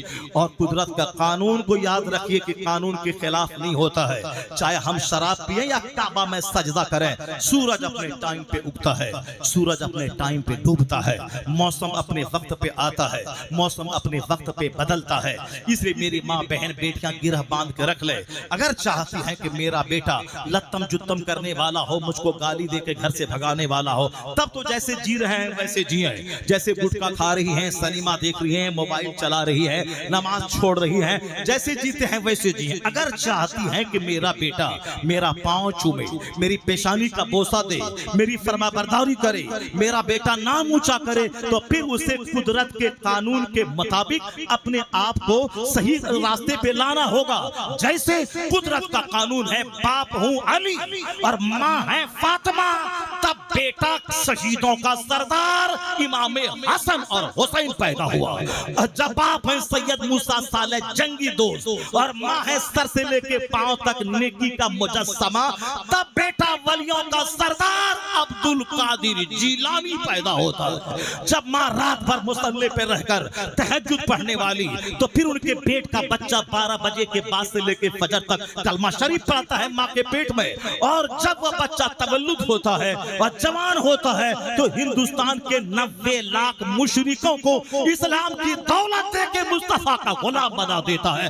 اس لیے اگر چاہتی ہے کہ میرا بیٹا غوث نہیں غلام غوث بن جائے، تو تمہاری زندگی میں انقلاب آنا چاہیے۔ خاموشی کی چادر ڈال لے، حیا کی چادر ڈال لے، نماز پابندی سے پڑھ، سچی توبہ کر، اپنے گھر میں نیکوں کا چرچا کر، بزرگوں کی بات کر، فاتحہ میلاد کا ماحول رکھ، شوہر کی فرما برداری کر، جو گناہ ہو گئے توبہ کر، آنے والے دن میں कलमा दुरूद से जिंदगी को सजा ले। अगर तुमने सजा लिया तो फिर याद रखना तेरे वजूद से जो बच्चा पैदा होगा वह गुलाम गौस होगा, गुलाम ख्वाजा होगा, गुलाम रजा पैदा होगा। अल्लाह तबारक व तआला हमको और आपको सबों को नेक बनने की तौफीक अता फरमाए। जरा जोर से बोलिए ना आमीन, वरना फिर 4 घंटे की तकरीर और कर देंगे। वो हजार हमारे हशमती साहब बोलते रहे कि आप तकरीर करने कुछ नहीं होने वाला है। जब तक मैं पूरी बात नहीं बोल लूंगा उस वक्त तक मैं चैन नहीं लूंगा। अगर आप जोर से सुभान अल्लाह बोल दें तो फिर मैं अपनी गुफ्तगू खत्म कर दूंगा। अल्लाह ताला हमको और आपको सबों को नेक बनने की तौफीक अता फरमाए। अल्लाह ताला हमारी माँ बहन बेटियों को खामोश रहकर अपनी जिंदगी को नेकियों को से सजाकर अपने शौहर की खिदमत करके अच्छे औलाद की खातिर तहज्जुद के वक्त में दुआ करने की तौफीक अता फरमाए। तहज्जुद के वक्त में दुआ कबूल होती है, वह दुआ की कबूलियत की घड़ी है। जो दुआ दिन में कबूल ना हो वह दुआ रात के आखिरी पहर में कबूल हो जाती है। इसलिए हम फिलिस्तीन के सच्चे मुसलमानों का साथ वहां जाके लड़के नहीं दे सकते हैं, चूंकि दुनिया के कवानीन ऐसे हैं, मगर दिल में तो जज्बा है कि अगर बॉर्डर खोल दे तो जा करके यहूदियों को खदेड़ के मारे। और क्या हिंदुस्तान के बाथरूम में एड़ी रगड़ के मरे, वही अल्लाह के नाम पे शहादत की मौत मर जाए। ये आला मौत तो सबके हिस्से में नहीं मिलती है, ये तो मस्जिद अक्सा की हिफाजत करने वाले नौजवानों और उनके शहजादों को यह मौत मिलती है। मगर हमारे पास एक चीज है जिससे हम फिलिस्तीनियों की मदद कर सकते हैं, और यहूदी और जलील खबीस मरदूद को हम यहूदी खबीस मरदूद को हम अपने से नुकसान पहुंचा सकते हैं। वो यही है कि हम उनके लिए रात के वक्त में तहज्जुद की नमाज पढ़ने के बाद रो रो कर रब से दुआ मांगे, इलाही तू यहूदियों को तबाह बर्बाद कर दे, मुस्तफा के गुलामों को फतह कामरानी से हमकिनार कर दे, और हमारे बच्चों हमारी औरतों पे जो मुसीबतें आई है इन मुसीबतों की आग को बुझा दे। तौबा हिंदुस्तान के इस झालीदा में होगी, इसका पॉजिटिव असर फिलिस्तीन में महसूस होगा। इसलिए तुम सजदा बढ़ा दे, तौबा बढ़ा दे, या बोल कि पूरी दुनिया का मुसलमान एक मकान की ईंट के समान है। मैं नमाज छोड़ता हूँ इसीलिए मेरा भाई संकट में है, मैं कुरान नहीं पढ़ता हूँ इसीलिए मेरा भाई संकट में है, मैं ताड़ी शराब पीता हूँ इसीलिए मेरा भाई संकट में है। या अल्लाह अब मैं तौबा करता हूँ, शराब नहीं पीऊंगा, ताड़ी नहीं पीऊंगा, जुआ नहीं खेलूंगा, एक दूसरे को कत्ल नहीं करूंगा, लड़कीबाजी नहीं करूंगा, इश्कबाजी नहीं करूंगा, मैं घूम घूम के दूसरों की बेटी को नहीं ताकूंगा झाकूंगा, अपने मुंह पे गुटखा 24 घंटे नहीं रखूंगा, मैं नमाज पढ़ूंगा, मैं कलमा पढ़ूंगा, मैं दरूद पढ़ूंगा, मैं तहज्जुद पढ़ूंगा। सच्ची तौबा आज कर, तेरी दुआ यहाँ से चलेगी, इसराइल की आग बुझेगी, यहूदी मारा जाएगा, मुसलमान फतह किनारी से हमकिनार हो जाएगा। हमारे पास जबरदस्त ताकत है वह दुआ की, और वह दुआ मोबाइल देखकर चू करके कबूल नहीं होती है। दुआ की कबूलियत की घड़ी है तहज्जुद का वक्त, दुआ की कबूलियत की घड़ी है रात का आखिरी पहर। और सच्ची तौबा मस्जिदें वीरान रहेंगी, रहमत इलाही का नुज़ूल नहीं होगा।